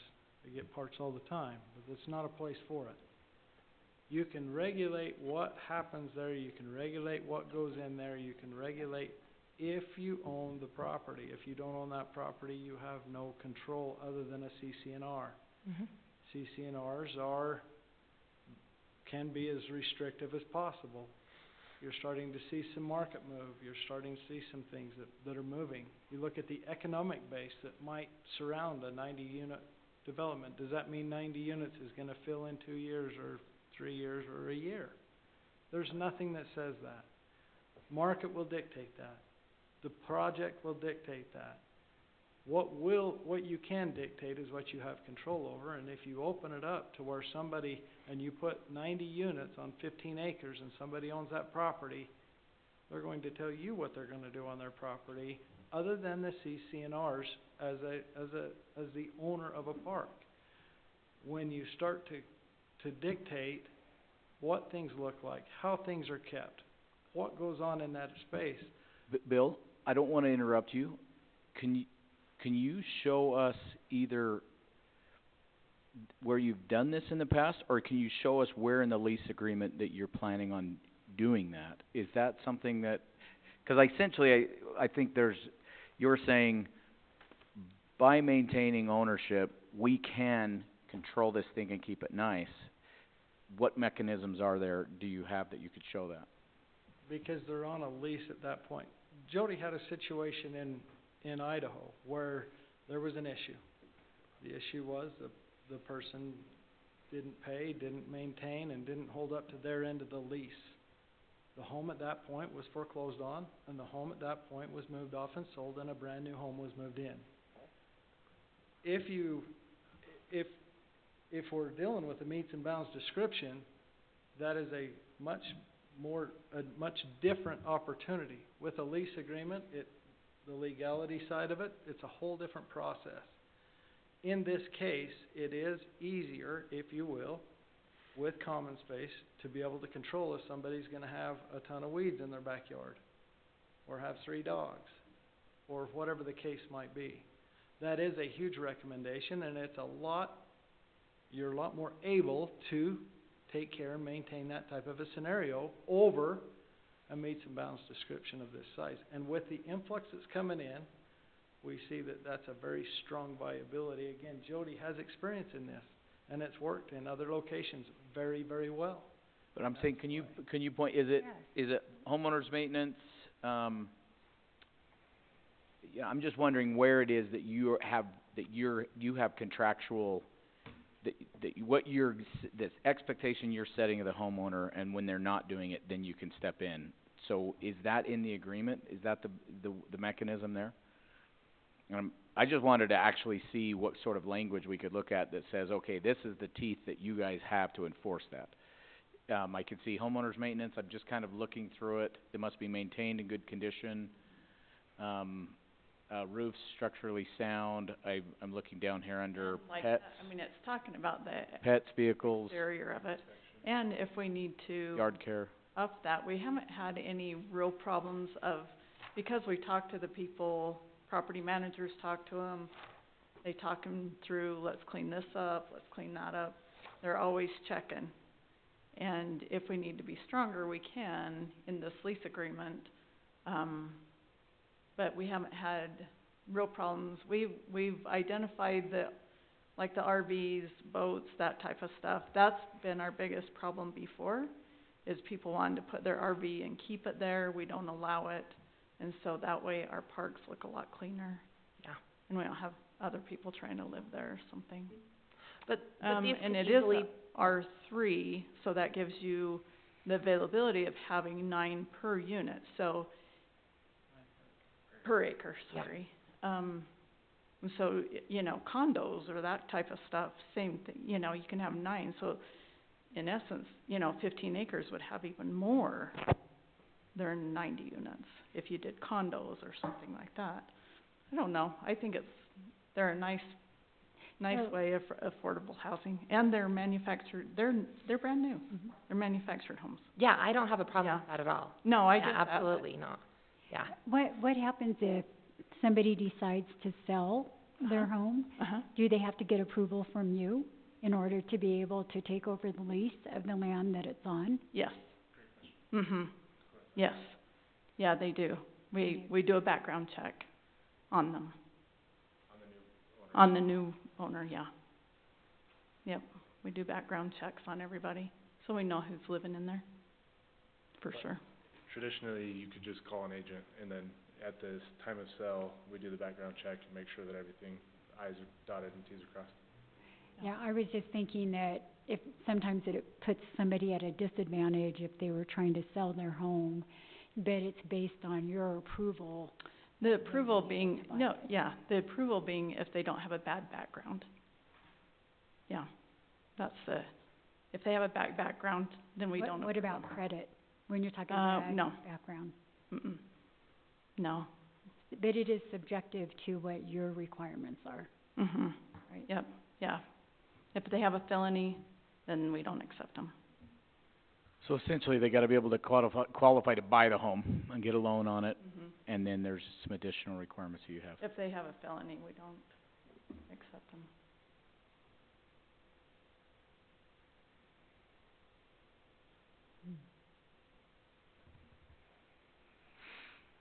Any other questions, thoughts? Is the project in Mount Pleasant comparable to this? The one- No. It's the same concept, but it's an older property that we bought that way. Okay, so it wouldn't be an example that we could look at to compare? It's not a new facility. Okay. So we need to go to Idaho to see those. Yes, definitely. If you guys are familiar with Mount Pleasant at all, if you drive just past the movie theater, the drive-in theater, you know the little RV park on the right side? That's it, the one that we are referring to over and over again. There's 8 acres, and we currently utilize 3.5 of it with 25 units. And as soon as we So get it's to a that mix, point, we're going to upgrade it. Yep. and Yep. the mobile slash 11 RV, manufacturer. and the rest are manufactured homes. It's not the same type. Right. Not at all. Did you say your place, you had one in Idaho? We have 2 in Idaho. 2 in Idaho? One in Preston, and then one in American Falls. I think that would have been really helpful for us, like just seeing some similar, examples of your other parks that you've Okay. had, and if there's been any other challenges, such as, like I said, selling them or getting approval, or, Yeah. and talk, what the managers say who's running the park. I don't know, I feel a little blind going in, So- so I'm having a hard time with the. So what would you like to ask the managers? I can answer any of that, I'm sure. Well, Is it more of a visual walkthrough that you're, yeah, like a 3D, FaceTime, like a still- FaceTime walk through the neighborhood? Yeah. Yeah, we have one in Preston that we've put brand new homes in. It's very pretty. I think, seeing pictures and, do you have problems with people, buying the homes and moving in there? Do you have empty lots? Is it something No that empty lots. the demand is there? The demand is there. No empty lots, the demand is there. Like Bill was saying, we had one person who wasn't paying their space rent, and then we had them move the house out, and then we can put a brand new one there. And they resell, easy. Yep. Yeah, we've been in this, I've been doing this for 30 years. I don't know if it's fair to ask or not, but I'll just ask it. Okay. So, I felt like I was blindsided with this mobile home park. So when it came here, what was it, 2 weeks ago? I still didn't know this was a mobile home park, you guys, honestly. I was like, oh, the setbacks and everything, you know what I mean? And then it wasn't until I got the paperwork yesterday that I was like, this is a mobile home park. Okay. I don't know if you guys would feel comfortable if you came back again in 2 weeks and let us kind of do some more research and kind of talk to some people and go and pull up this facility and see what it looks like. I would feel a lot more comfortable with it that way. I don't know if you guys are willing to let us do that, or if you just wanna push forward to city council right now, or what? As far as I think we're getting held up on mobile home park versus a brand new manufactured home park, two totally different things. Exactly. You know, so it's not, I don't know, we're not, like our Mount Pleasant, it's older, we bought it that way, and we're going to revamp it. We're gonna grow it and revamp it. So, we're not talking about that, we're talking about a brand new facility, the roads are nice, you know, we're willing to do curb, gutter, sidewalks, we've put the pickleball courts in, you know, any concerns, we feel like we've addressed them. So, I don't know what the difference would be saying, okay, we had to subdivide, put everyone in its own lot, or here we have, you know, common, and they can use their own space. So, I don't know, I'm struggling a little bit with that to figure out, I mean, it's a nice, it's going to look the same, one way or the other. So I guess if I'm hearing what Jamie's saying, I know that we did have one failed vote on a positive recommendation, and since we are still working on utility review, I don't know if it would hold it up if we waited to vote for 2 weeks and gave the planning commission time to be familiar with the concept, look at some different, you know, areas that have been done. I mean, worst case scenario, we come back in 2 weeks, there's still a negative recommendation. Best case scenario, there's some, either people understand it better and feel better about it, and maybe that vote changes, or there's some other, things that you may wanna consider or something like that. I'm just saying, if we were 100% ready to go, this would be making you guys wait 2 weeks.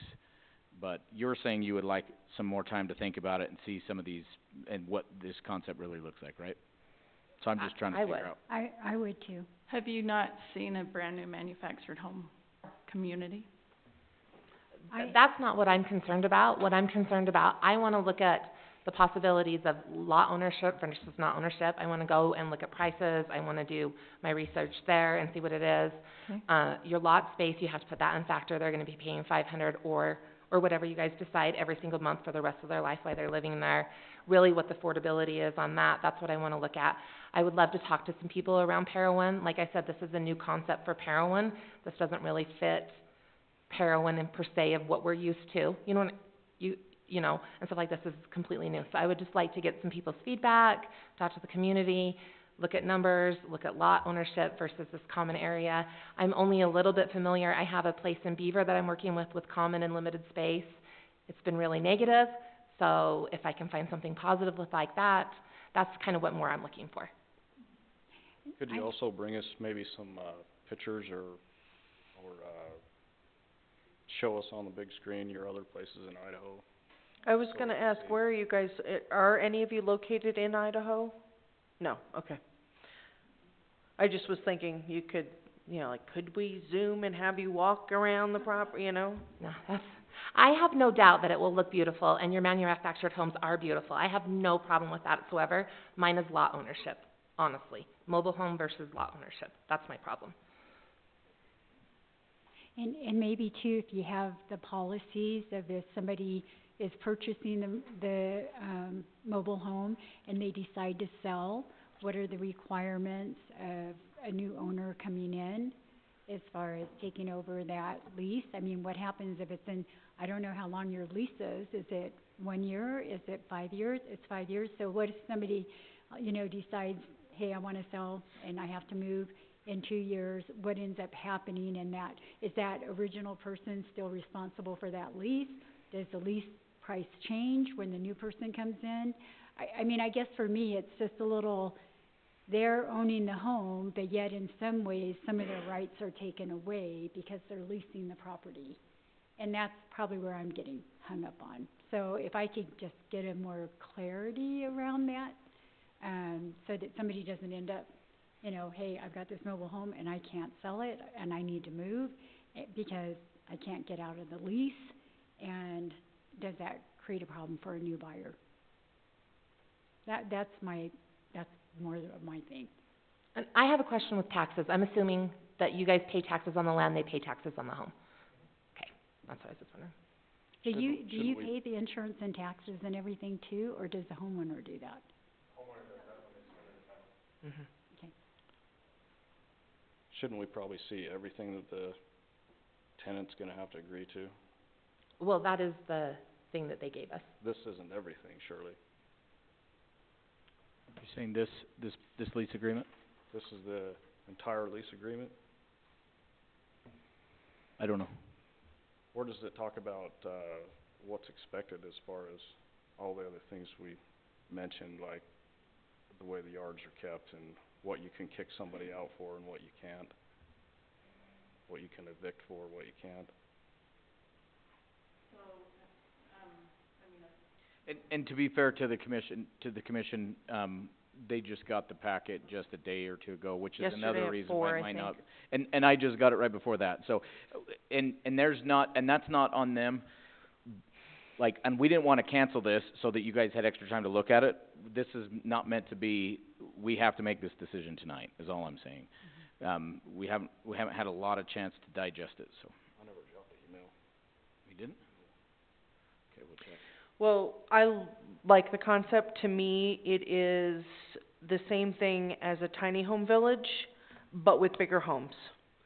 And, so, but yeah, I get it. Yeah. For first-time home buyers as they get started out, or people who are downsizing and they sell their home, they can buy one of these brand-new things outright. I get it. I get it. So do you guys maintain the grounds? Like, if there's grass, is there grass around these? So each place will have its own yard, right, and they maintain their own yard. But is it gravel or is it turf or what is it? So each tenant maintains their own lawn? Okay. Wait, they have to mow their yard? Like, that's not part of the lease? So they lease the land, it's a land, like land lease, yeah. And then they mow their own yards, they keep up their yards nicely. Okay, So they're not buying the land, right? right, So they're leasing the land. but they have to take care of it themselves, right? Hence the smaller amount of, Right. Ooh. yeah, it makes it more affordable. I mean, you can buy a lot less expensive home. So just to explain it to me, you say they lease the land and they maintain that area they lease, but yet it's a common area. So meaning, I don't know how you guys, so common area versus what? Limited or common? Yeah, limited. Yeah. Common areas are typical areas that everyone has access to and everybody can use. Limited areas are when you get like a fenced-in backyard or areas like that where they still own the property, but it's just limited to whoever owns the house right there, their use. You'd maintain it, but others would have access to it. They maintain their own yard. But other people would have access to that. If it, I did a lot of research just barely on common and limited areas. So legally, common areas, everyone has access to. Limited areas, Okay, it's just the house So builder owns. parts of it then, pickleball court, that would be a common area, Absolutely. right? So they can go, every person, 90 of them in there can go to that pickleball court and play. Each yard, they can have their own space. They can put a little trampoline in there, they can do whatever they want in their area. So it's more like a limited area. So that's, So that would be limited, so others wouldn't have, okay, that makes sense. Yeah. And they can plant plants in there? yep, But not Yep. trees? They have to get approval. I read that. Which I think is a great idea, actually. Yeah. So, I'm just gonna comment, to your credit, I'm impressed at how you addressed every issue that the commission placed before you last time. thank you, I appreciate that, And thank that you. you responded to and addressed each one, Mhm. and I think that's to your credit Thank you, for your cooperative, attitude. Yeah. Thank you. Our engineer put it together nicely, I think. Yeah, He's working looks hard on really it. Yeah, we've gone back to him several times. What would the other I'm sorry, I'm not texting on my cell phone, I'm taking notes. What other recommendations might you have, or, that email really helped us. It really helped us a lot. Mm. Because again, it's a business that wants to work with the community to see success.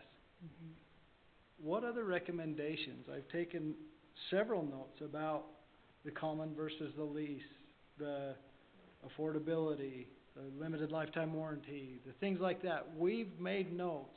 We would like to take those comments into consideration. Mr. Burton, as you well said, Yeah. that's taken to heart. Thank you. This is something that wants to be taken to heart, to make it better, to become more conforming. What we don't wanna do is to be that hemorrhoid, pardon me, out there that's causing everybody a pain. And I think that I mentioned that policy that you have in place for resale and the lease. How the person is able to release it. Thank you.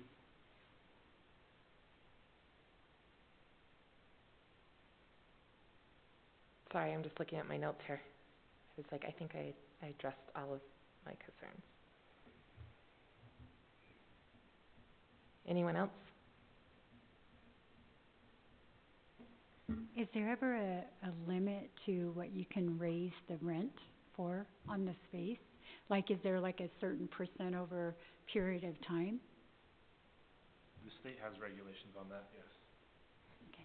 I think it's like 10% every month. You can only raise it like 10% or something like that. Or something. I can't remember. I looked at it like a year ago, but you can raise it, you just have to raise it slowly. We've owned these communities for a really long time, and we don't necessarily ever raise the rents on any of them. We are at market, under market in a lot of us too. And we just find that the flat rate, just so everyone knows that it's as simple and easy as possible and it's not gonna change. And we haven't had any problems with it in the past, so. Would prefer to be full. Absolutely, yeah. Yeah, and we would be selling the homes basically at the factory's cost in order to get this the community full as fast as possible. I have a question, just for my understanding. You pay the taxes on the property. On the way. So how are the homes taxed? Just like a car. Like They're taxed as personal property, personal? Okay. and it's a process that there's a special process in the county assessor's office that works with the county treasurer's office, and they assess it.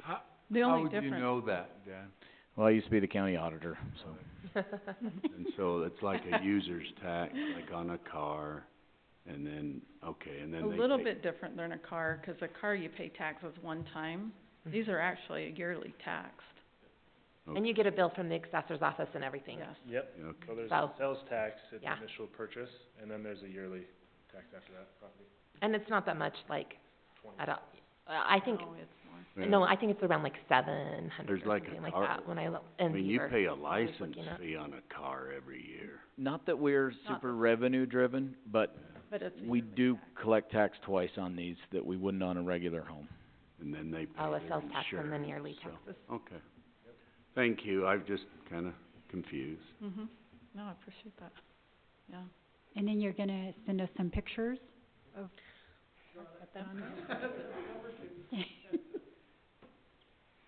Just, yeah. So we make sure we address all of that. Do we have all of the? So far, if I don't, Yeah, I'd Thank say, you, if Colin. you have questions, ask them. Yeah, so please. that way we Please, can. so you're not coming back So with we've more got- questions. the lease Yeah. agreement is the number one. We wanna make sure that it hits every single point. The photos. We wanna make a good presentation, because I think when you see the model in Preston, and when you see those things, they're nice places.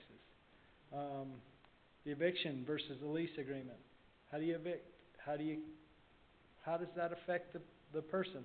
This is a customer service driven business. It has to be. If you're not customer service, your park's not full. Maintaining the ground, the lease versus the common area. how they resell, and what happens if something happens. The taxes, home tax versus property tax versus personal property. What other questions did we not put down? Have we addressed some of those I have one right here. The lease doesn't mention manufactured homes anywhere. So if you wanna just put that it's a manufactured home only, so we know that there's not like trailers coming into that or whatever. Oh, Or even right, sold by you, you know, you could even specify, yeah. correct. Food for thought, because of the difference, when you're saying that they're gonna have to maintain their own yard, you're then potentially talking about grass with lawnmowers and no place to store them. There's no garages. Where and how is that handled? Underneath their patio, underneath their deck. Every home will have a deck with storage underneath that deck, and that's typically where they're. Okay, okay. But, Jody, go ahead. Oh, I was just gonna say, some of them have little storage units on it that they put on there. As Okay. long as they're new and put in, then we allow it. Okay, They just ask ahead of time and then we can okay for that to be put in there, so they can have extra storage in their area. But they're new. All right. Any other questions? Oh, sorry. Yeah, no, Asking them. you're 'cause fine. they were talking. Dan, I got a question for you. Does the city get any portion of that tax on those homes? Sales tax. That's what I was saying, so, so we do get a portion of sales tax. It's hard to explain the formula. The sales tax we get from the state is a function of, part of it is a function of the sales tax that's collected locally, and part of it is a function of our population. Yes, we do get increased sales tax when they sell a home. Okay, and well, I mean, on the tax that the county collects from the homeowner. Yeah, the property tax. Yes, Property. property tax goes into the same. Well, separate from the property Both. tax. The real property tax on the land, we Right. get the Yeah. city portion, we get a city portion of the On personal the- property oh, tax. okay. Of the home, that makes sense. And I just realized I asked you for more time and I won't be here for the next 3 meetings. So I will make notes and give them to our chair to go over of all of my concerns and I will zoom in and listen. So, just so you guys know. I'm not like, hey, will you do this, and then belling and not being here. So if you think of anything more that we didn't go over tonight, can you let us know? Like, Absolutely. as soon as possible, so we can start addressing Yeah. those? Okay, Absolutely. that'd be great. Yeah, I think I went over all my concerns, so. Okay. Anybody who's concerned on how the subdivision will look, is Eagle Rock right across the street a manufactured home community? The only thing that's different is they sell their land versus we maintain or retain our land. So these homes are gonna be looking just like that. There's a whole bunch of stick built in there though, too. Yeah, Yeah. but they consider it still, when you look on the, Oh, yeah. it says manufactured it home does. community. We're doing that exact same thing, sidewalks and whatnot. I don't believe that they have, do they have sidewalks in there? They do. They do? Okay, awesome. Yeah, I mean, it'll essentially look exactly like theirs, but brand new homes and slowly but surely getting filled up. So All right. hopefully you guys With like the the look pickleball court. of that one. Yay, I like that aspect. That's how you got me, you guys. Pickleball. I Thank think you you so should much. just be commended on your cooperative attitude. Oh, I do, thanks. 'cause there's a lot that just don't wanna be that way. Well, we wanna have you guys help us as much as we possibly can, so if there is anything else that we can change to get you guys' approval, just let us know, and as long as it's not selling the lots too. I'm sorry. Thanks, Jamie. I'm like, sorry. Yeah. But Bill does bring up a good point of being able to control everything that's going on in that subdivision.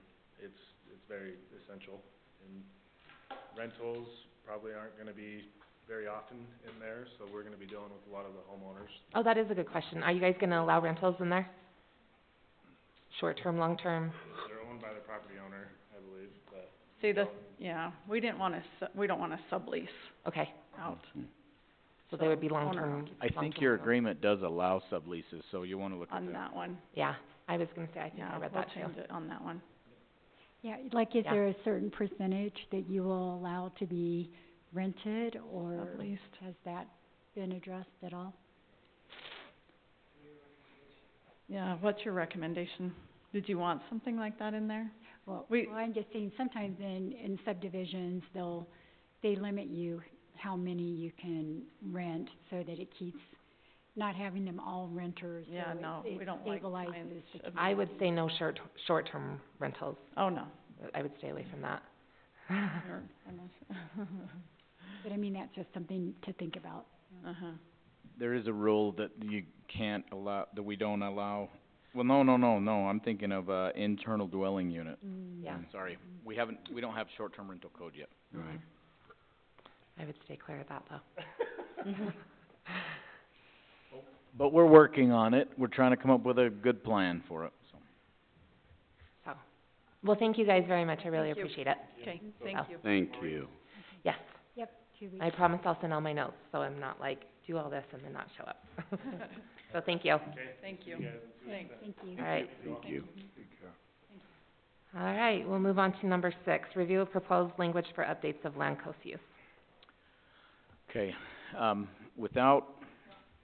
I wanna, and this was obviously very important to spend the time that we needed to with these guys.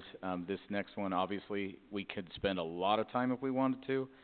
I wanna spend as much time as you guys want to, so let me know, but I can go through it fairly quickly, and then, if there's questions, we can dig back into anything. I just wanted to remind you of the summary page that we talked about. And what I have tried to do is make the adjustments to our actual code to accomplish what was in the summary page. The one thing that has not been addressed yet, 'cause I ran out of time, was, ironically, manufactured homes, manufactured home park. So that has not been addressed as of yet. However, it kind of is, because I addressed PUDs throughout everything. So, having said that, let's jump real quick, I'll go through it. Spent a lot of time on this. The only sections that we are changing is R1A, R1, R2, R3, and commercial. Only? I do need to do a review of the rest of the land use code to make sure that by making these changes, we don't have any conflicts with some of the other random code that affects what's going on.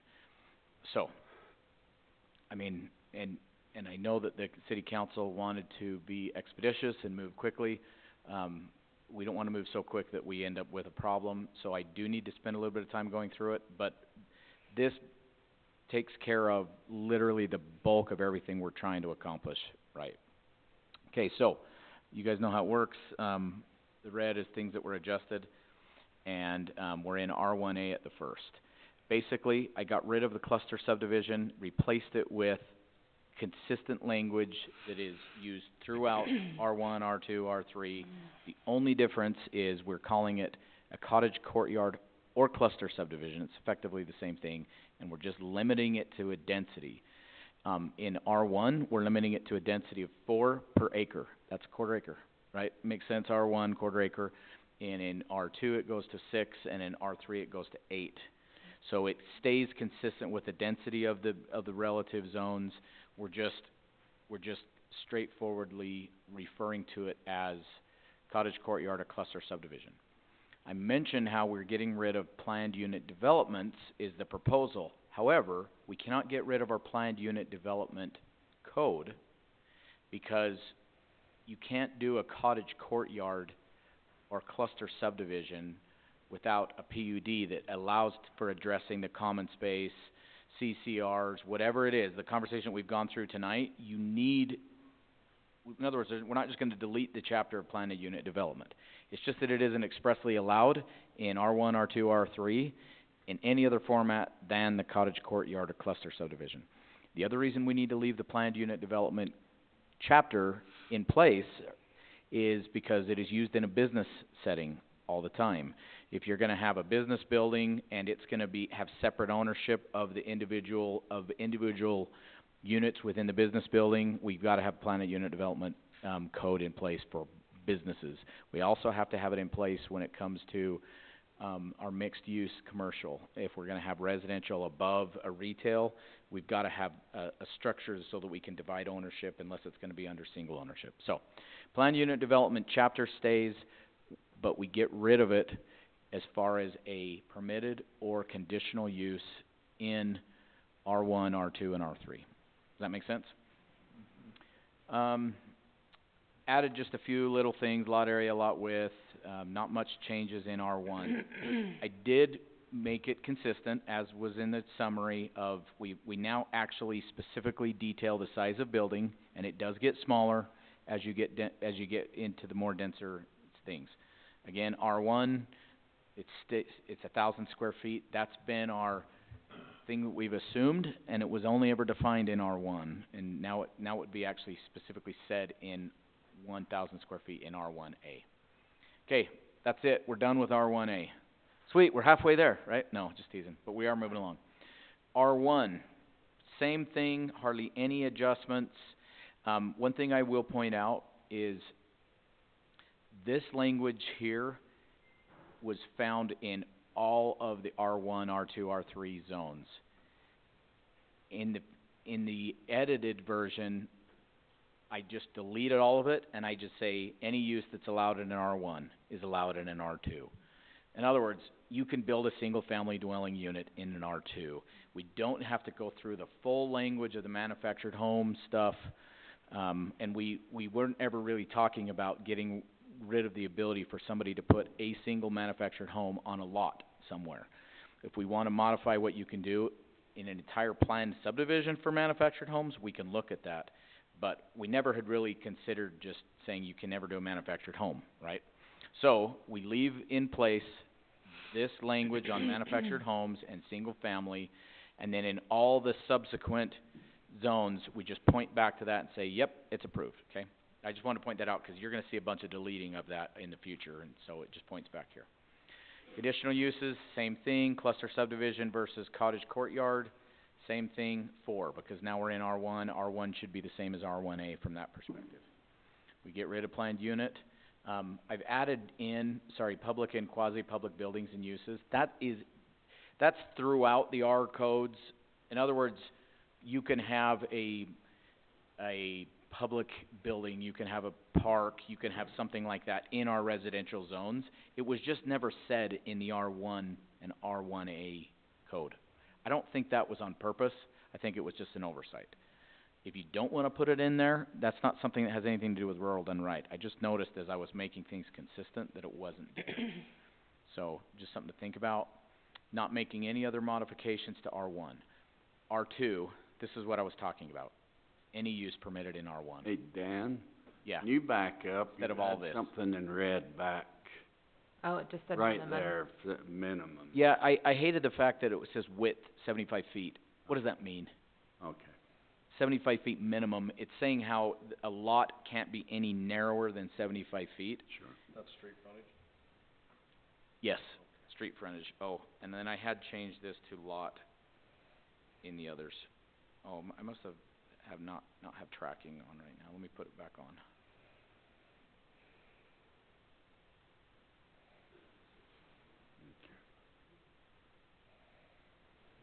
Whoa, not lower, lot. Okay, so again, we're not making many modifications to R1 at all. Now we get into R2. This is what I gave you that whole big long spiel about. We're deleting the R1 type stuff, and we're just saying any use permitted. That's pretty common to see that done in code. Okay, now we get into the interesting stuff. Used to say two-family dwelling. Now there's 2 options in our code for two-family dwellings.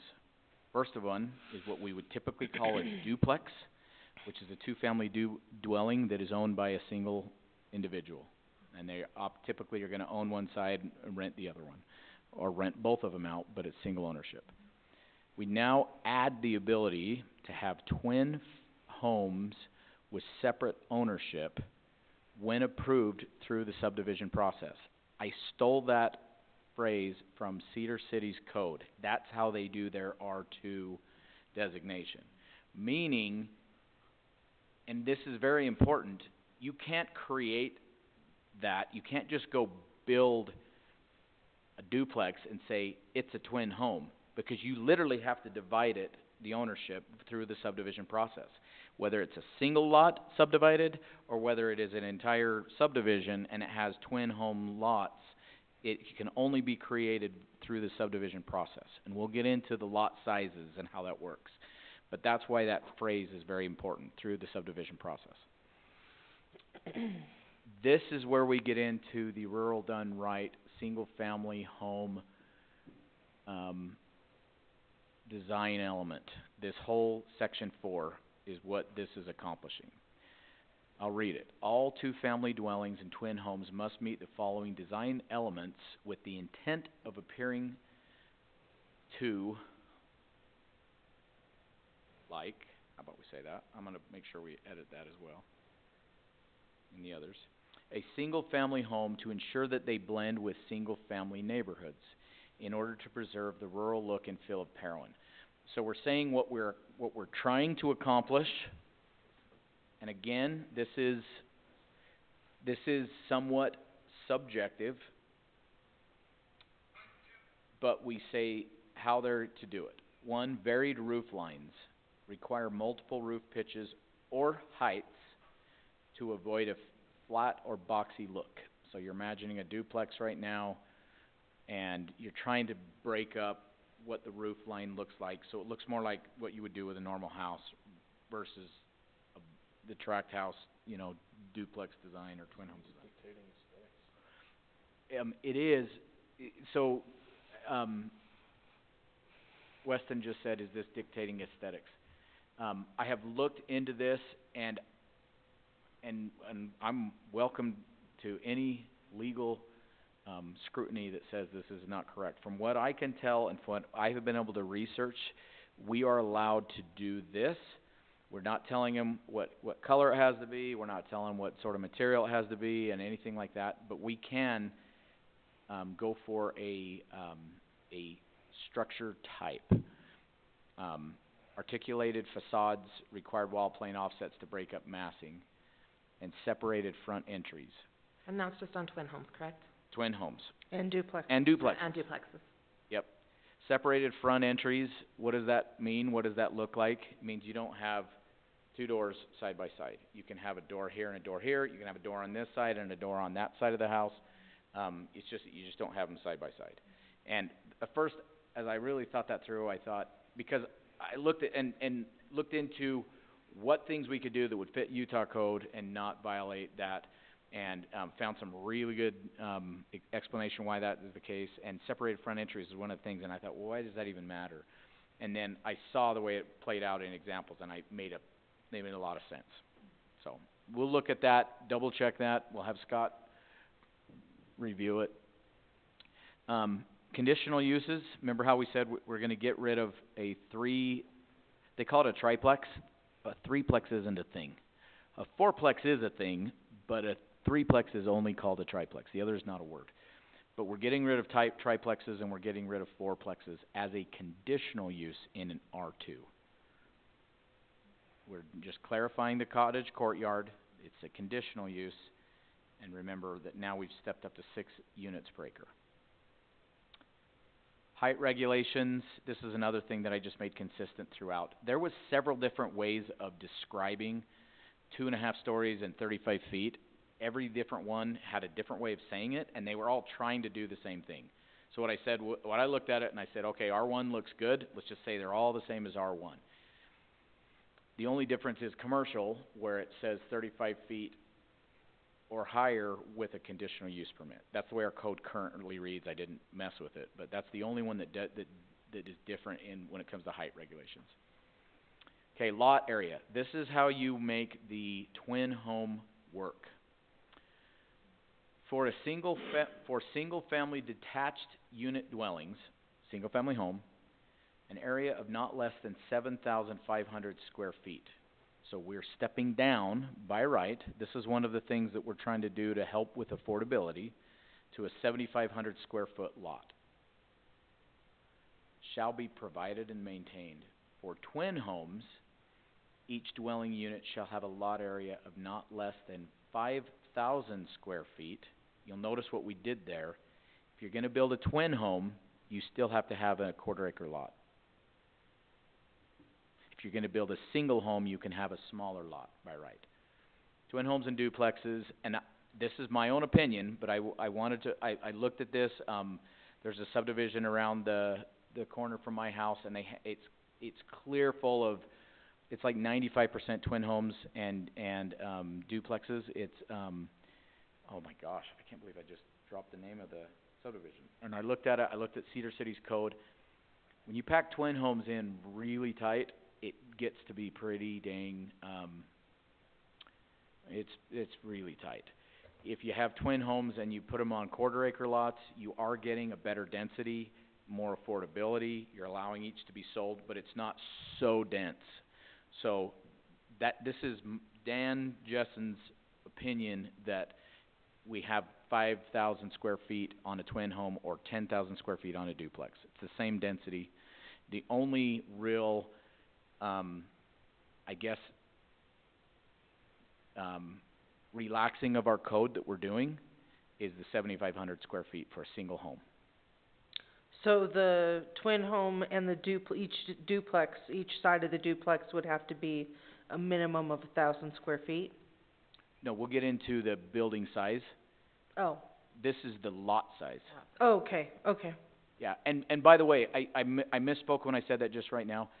Right now, our current code says that you have to have 10,000 square feet in R2 with an additional 3,000 square feet for the second unit.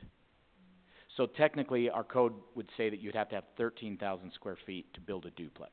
This would allow them to build a duplex on 10 and a single home on 75. So it is both, in both cases it is. So long as dwelling unit is interpreted to be the twin home, a dwelling unit, you're talking about 2 dwelling units. Right. 5 and 5 equals 10. And we do have dwelling unit defined. You can look at that if you think, but I think we're good. Okay, lot width, we keep it at 75 feet. We got rid of area because area is how we used to define the lot, right? Side yard stays the same. Cedar City allows for smaller side yards in R2 and even smaller side yards in R3. I didn't make any attempt to mess with the side yards. Again, we're keeping it a little more rural. We're allowing some smaller lots, but we're making sure that there's some spacing between these things, right? Okay, now to what Heather was saying. So size of building. The ground floor of any single-family dwelling shall not be less than 850. So we've stepped down from 1,000 down to 850 on the building, and that's exclusive of open porches and carports. So that's gonna be your livable area, right? And that's ground floor. Remember we had the whole debate earlier about what if you build a 500 square foot home on the main level and another 500, is that 1,000 or not? No, it's ground floor. And then we say duplexes and twin homes shall have not less than 500 square feet on each side of the common wall. Wow. I'm surprised. Yeah, that's way tiny. I'm very surprised. So that's That's my kind of living. No, Like, and that's this is straight out of Cedar City's R2, that's what they have. And I'm not saying we have to do that. We did not specify it in the summary, so I'm just telling you what's in there. I would like to see that a little bit bigger. I'm like, we're not Cedar, we're little rural. There's a Parowan. consensus, let's throw it in right now. Yeah. I don't know how you guys feel about that.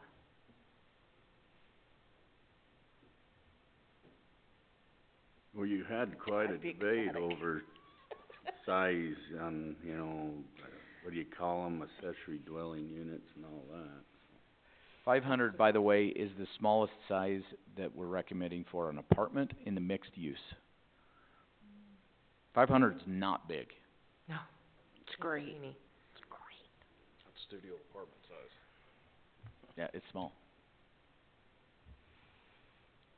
But we could get, let's go through it, write a note, think about a number that you'd rather see rather than try to knee-jerk and give a number. I'm gonna highlight it in yellow. Like I said, that number came from Cedar Cities. I'm not saying it's a good number or a bad number, I'm just saying that's What was the size that you came up with on the accessory dwelling units and the different? 476 or Yeah, I think 476 rings a bell. Yeah. Okay, but where was the 750? I remember a 750 somewhere. we do allow in a PUD for them to get smaller in an R2 and then even smaller in an R3. We could make our, I don't know. So anyways, we get into R3, same thing, I've deleted all the R1 stuff. I said any use permitted in an R1 or an R2.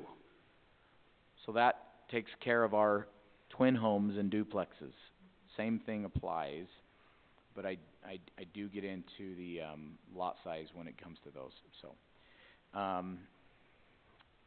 3-family and 4-family dwellings were already permitted, but I've added of single ownership, because then we're gonna deviate from that if we want to. Triplex or fourplex dwellings having separate ownership when approved through the subdivision process. This is the same idea as the twin home.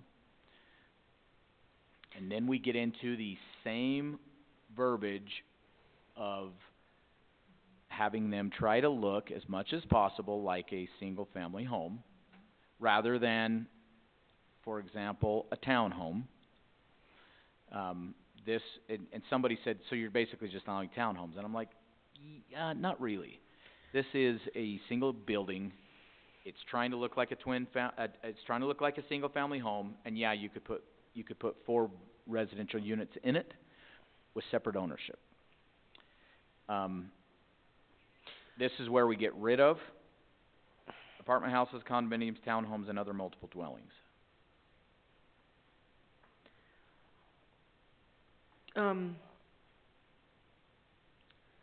Question, just scroll down so we can see no, sorry, I meant the other way, sorry. So the triplex and fourplex dwellings, okay, no, number 2, 3-family and 4-family, didn't we cross that out somewhere? No, we just crossed it out in R2. And where are we now? In R3. Thank you. Sorry, we're in R3. Thank you.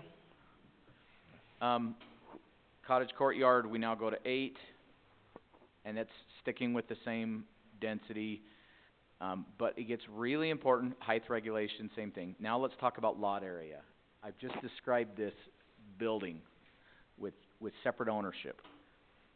We're gonna have to get to bigger lots in order to make that work. So, lot area. An area of not less than 6,000, this is for a single-family home. We're allowing smaller lots by right. This is the compromise.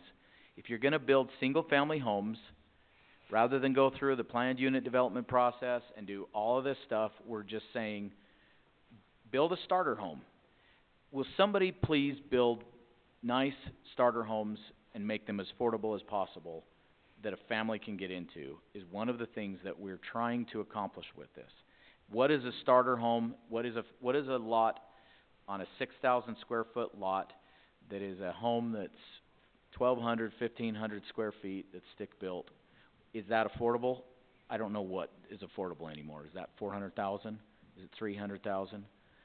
But if you force them to have a full quarter-acre lot and then build the full subdivision to put it in there, we know that it's gonna be harder. If you can give them some smaller lots by right, then it makes a little more sense. And when people start thinking that is unheard of, just go to the GER subdivision and look at the houses in there, because that's about the size of those lots in that subdivision. Same thing with Sky Ranch, okay?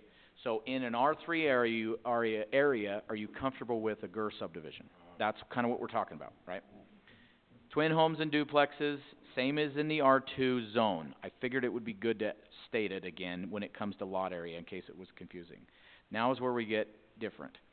Triplexes and fourplexes of single ownership shall have a lot area of not less than 15,000 and 20,000 square feet respectively. And that's consistent with what we've been saying, 5,000 square foot lot per residential unit.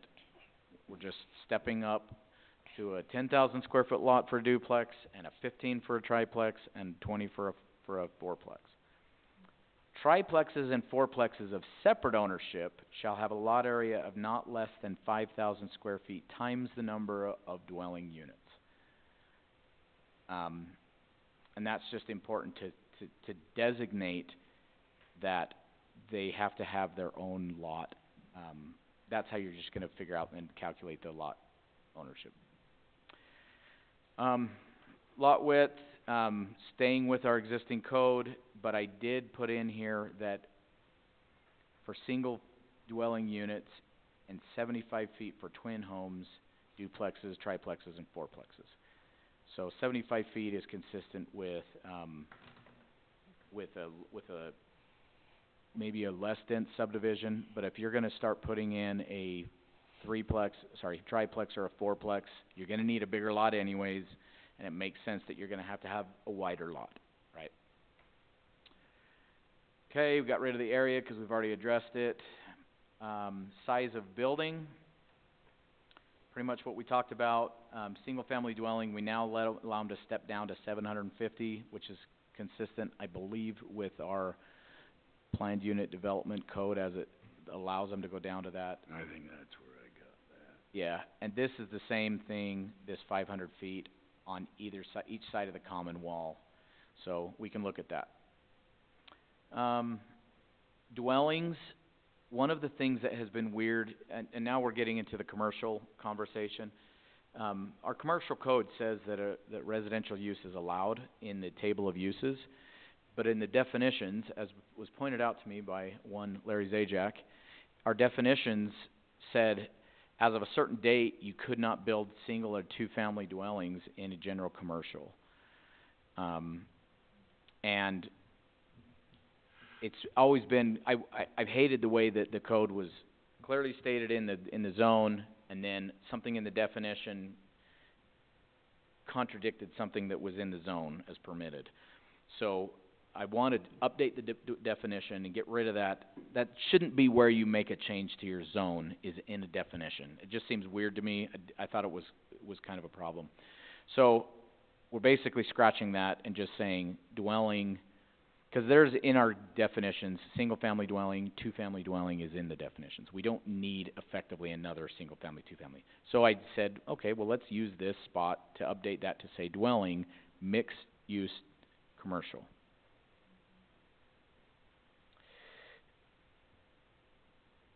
Sorry, my AI on my phone is trying to ask me if I need something. So, weird. The robots are taking over.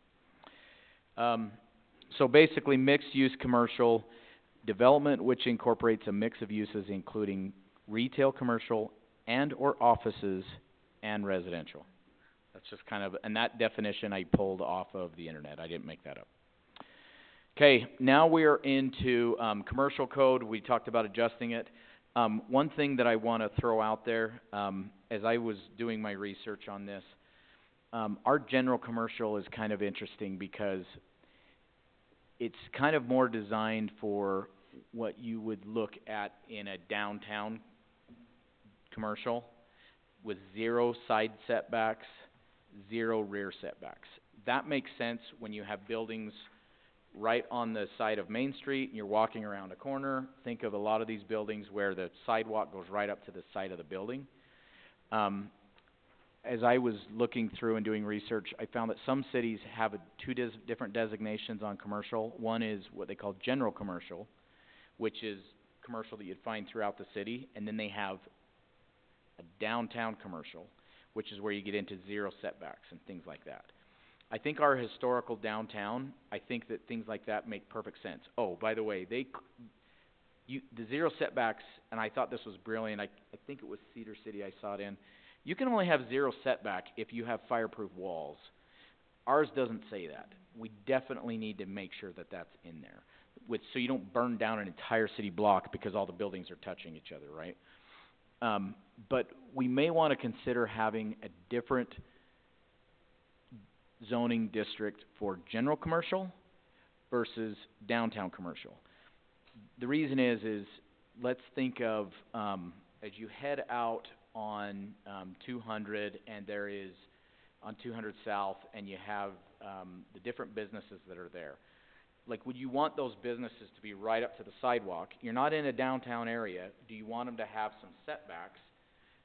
And they maybe not have to be the same as a residential, but that's the way it's typically done. General commercial, you still have setbacks, so you don't have this massive building that takes up the entire block, right, or the entire lot. You actually have some setbacks that make sense. Think of the car wash, think of, Biassi's, think of the pizza barn, like, all of those have setbacks. It's not just like this big building. But yet downtown, it makes total sense to have these buildings side by side. It's kind of how downtowns work. Even historical downtowns, that's the way they work. So, we do not have a designation right now, so I tried to split the difference, but we may wanna consider dividing them. So let me just tell you what, as I was working through that, I was realizing that this was something that's always, it's been odd to me, and I'd like to address it.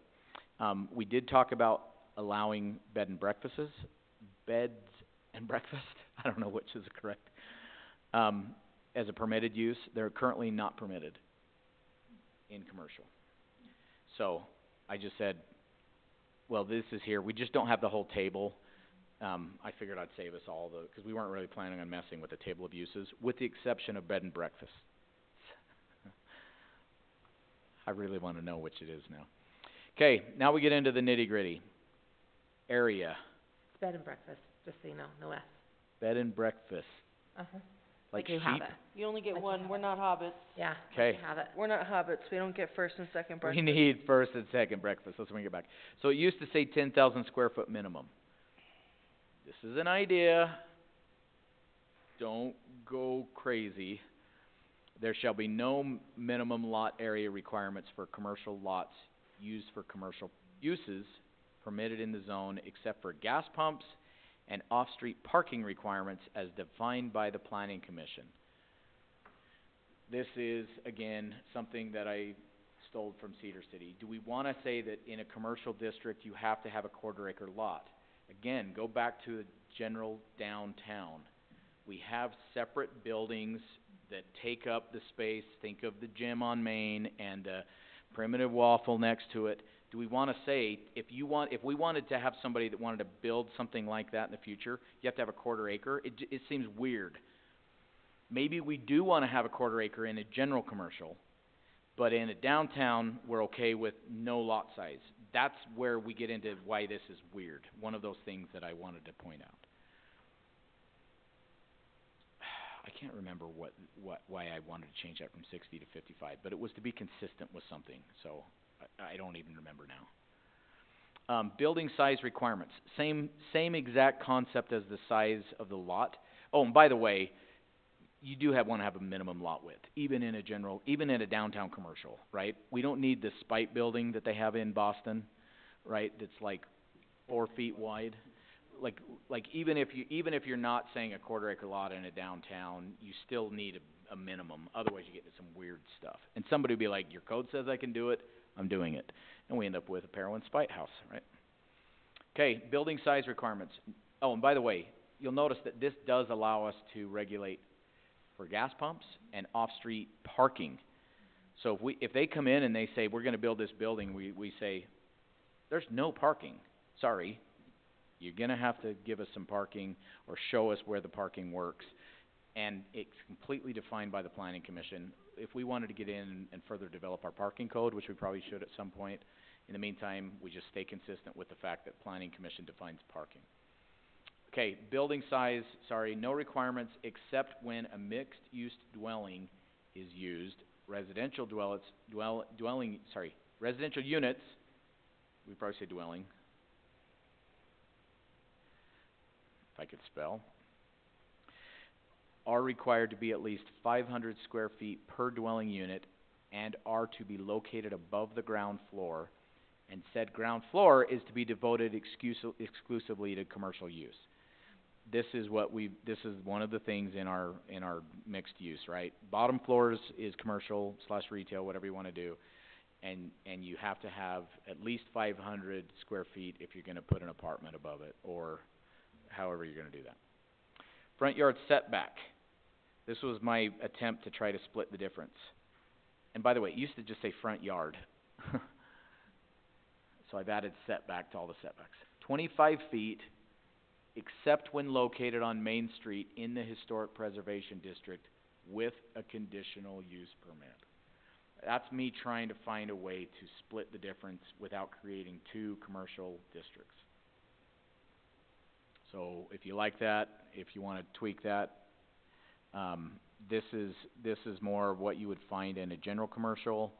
This is my way of saying, yeah, and by the way, we're talking about extending the historic district just to match the commercial designation on Main Street. So what we don't wanna do is have a new, downtown zoning that's kinda customized to have mixed use and all of that, and then have weird two blocks that's different because it's not in the historical district where you're trying to kind of match the historic feel of these commercial buildings. So if we extend the historic district out from, I think it's 500 out to the end of it, so I think we pick up 2 more blocks, and then effectively what we're saying is, by doing that, on Main Street, we've created a downtown zoning which allows you to have 0 setbacks. So your buildings can be right up to the sidewalk on the front, if you want. Same exact thing with the side setback, side yard. Oh, this needs to say side. I copied and pasted because it was the same concept. No side setback shall be required for commercial buildings having fire-resistant walls in compliance with building code. It used to just say none. Except 15 feet where the side yard abuts a residential zone, and 25 feet where the side yard is adjacent to the street. So then we needed to say, except when located on a main street in the Historic Preservation District with a conditional use permit. I don't know if you guys remember when Family Dollar did their expansion. I got a panicked call from UDOT, and they said, what the heck did you just permit? First of all, the foundations were in when I got my job, and they were starting to build, because they said, effectively, their new building goes into what is going to be 600 North. So I ran out there and I looked at it, and I said, no, actually the side setback is 0 in our current code. So they can build their building right up to the edge of the property, even knowing 600 North is gonna go through. In a downtown type of a commercial district, that's fine. If in a general commercial, we would have said, no, you can't extend the building out to the side. So I'm assuming that was looked at prior to me, but, that would be allowed under this designation if it was within the historic district. So I'm just giving you kind of an idea of what that looks like. And again, so a perfect example of this where it's on adjacent to a street is, it is the visitor center, what used to be the bank, right? It is exactly on a corner lot, and front setback is 0, the side setback is 0, because it's in the historic district.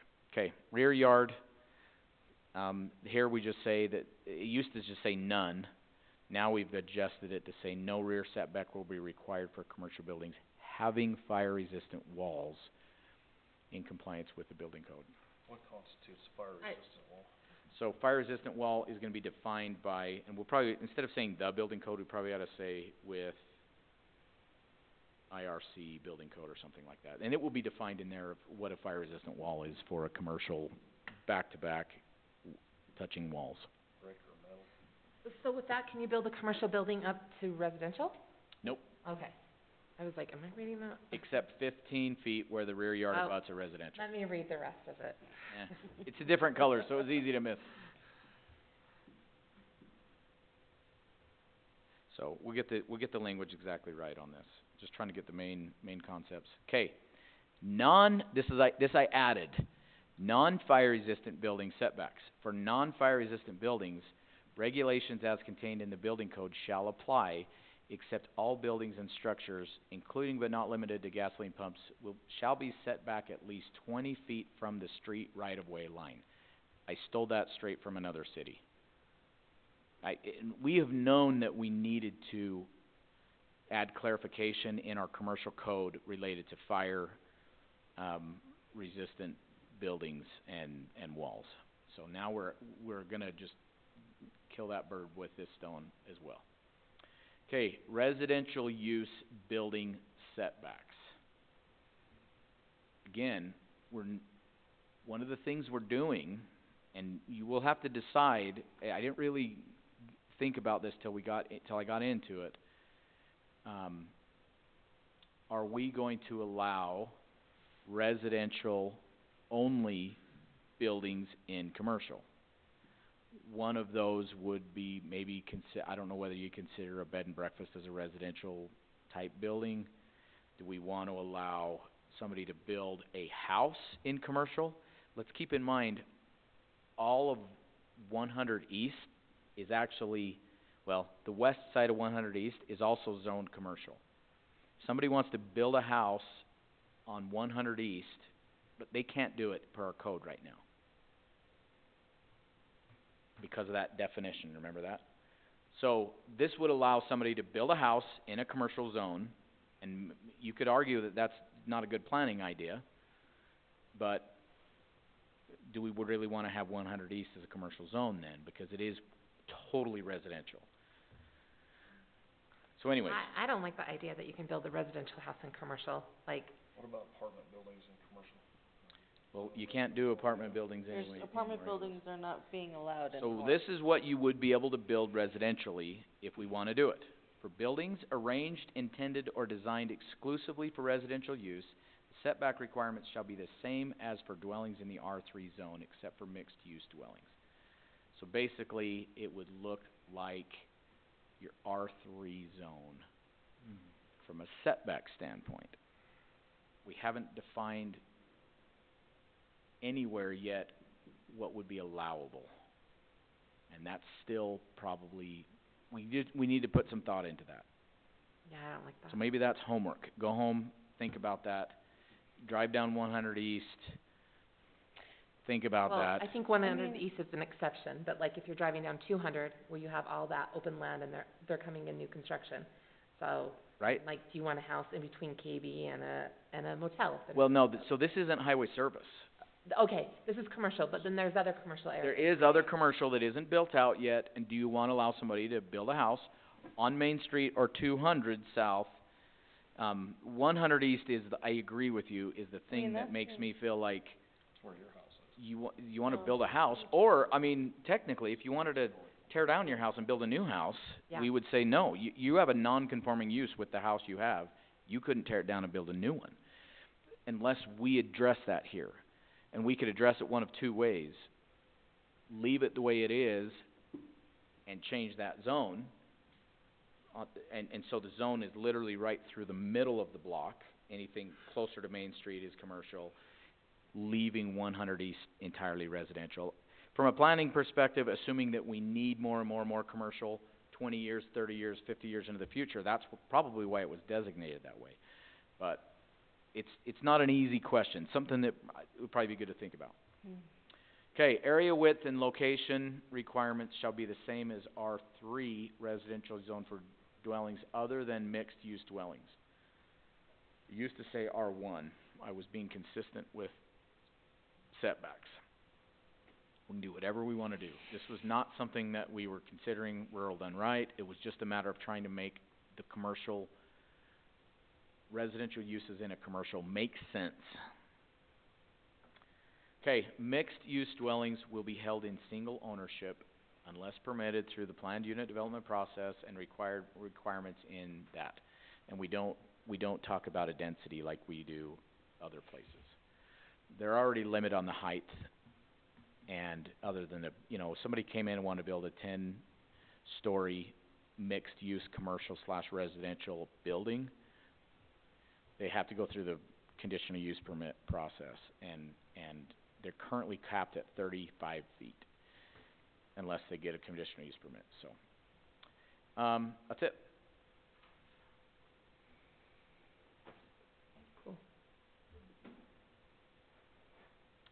One of the things I would like to do is work on what happens if we do a subdivision that is exclusively dedicated to manufactured homes. My belief is that we actually would need to write another title, a chapter to accomplish that.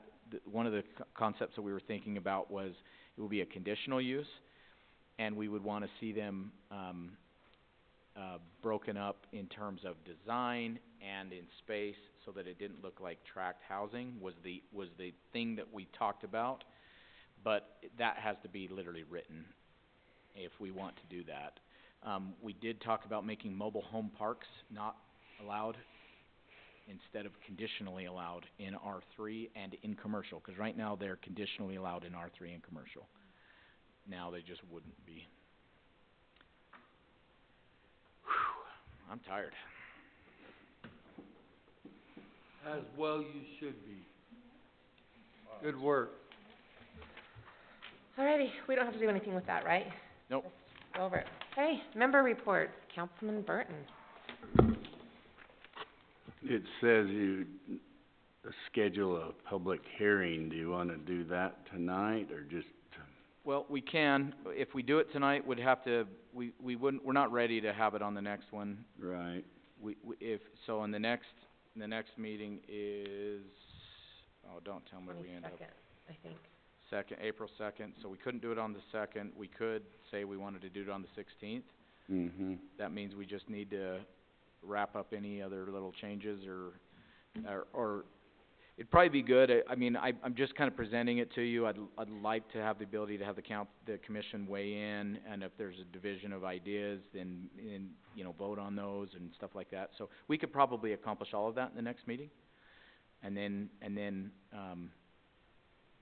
wait for 2 weeks, have the public weigh in on it, and I would prefer to wait to schedule the public hearing, just because, since it was, I mean, this is huge in my opinion, and, I need some time to go through it, and, I have not had a chance since we just received it yesterday. Yep. That's my feelings on scheduling a public hearing today. That sounds good. Okay. so we'll bring it back in its exact same language, review of proposed language for updates to land use code rural done right, and schedule a public hearing. Maybe next week, next meeting we'll be ready to schedule it and wrap up. So I'm gonna spend some time on the things I said, plus I'm gonna look through and make sure there isn't any other conflicts that this creates with the rest of our code. So I'm gonna go through that in detail. So maybe set a goal to tentatively set a public hearing for the 16th. Yeah, we can set a go for that, absolutely. I guess 1 second before we move to member reports, I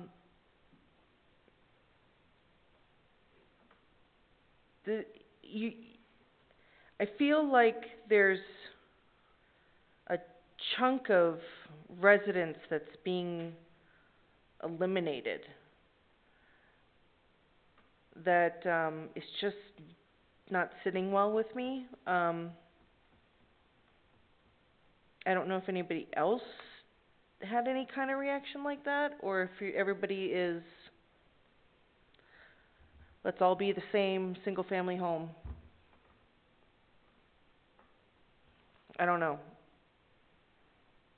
But I guess I'll just express that, and I will look through this, and I'll piece through it, and we'll discuss more, obviously, next meeting. We've had a long night. All right, thanks, Heather. Tracy, any member reports? Okay, and then you're not gonna be here the next meeting, right? You'll be in Florida? Yeah, it's in May, That's in May. April. Oh, April. Okay, never mind. So you'll be here next. Okay, got it. All right, Shane. No. Heather. I just was curious, I hadn't heard anything, with the annexation. Is that still going and being worked on? Yeah, so well, there's more than one annexation. I'm assuming you're meaning Meisner? Yes. So, it was the city's intent to bring it up on the last city council and discuss it, and actually, the owner and the developer were both out of town. They asked for it to be discussed on the next city council meeting, so it'll be on the 27th agenda. Okay. I just hadn't heard anything about it in a while, so I was just curious. Yeah, no, that's where it's at. Officially, what we have received, so where we left off was we asked them to review power, water, sewer, traffic, to get some studies on those, and then we wanted to have a density discussion. Of course, Planning Commission did its job and went through the whole density thing and made a recommendation. We were waiting for them to come back with those studies so the city council could resume it. They have done a full water analysis and have submitted that, and they've done a sewer analysis and have submitted it. They haven't yet done power. Power was actually the least sensitive of them all, but they haven't done it. And they haven't done a traffic impact study. They have about $20,000 to spend on those, and they wanted to come back and discuss it and see where we're at and kinda have that catch up on where we're at. So that's where we're at. And we'll see where the city council wants to go with it from there, so. All right. Weston? No, we're good. Dan? I think I'm good. I've talked a lot. All right. I won't be here the next 3 meetings, sorry. Mm-hmm. Tracy and Cecily, or Cecily, sorry, I should say, are gonna fill in, and then Heather will fill in for me. So, but I will give notes and comments, anything that you guys need, okay? You didn't ask me, Jamie. I did, she you were did. first. Well, I didn't hear you, I'm sorry. I was just gonna say that I think this rural done right needs to be done sooner than later. And the council is supportive of that, so I'm just gonna say that. All right. Motion to adjourn. You stole my I'll second. thunder. All right, all in favor? Aye. Aye. Aye. All right, adjourned. Thanks, guys. He did. Shane did. He said it really They fast, both, like just- really fast. they stole it from me tonight. Thank you so much for filling in for me, and thank you for your work, Yeah. I really do appreciate it. Oh. I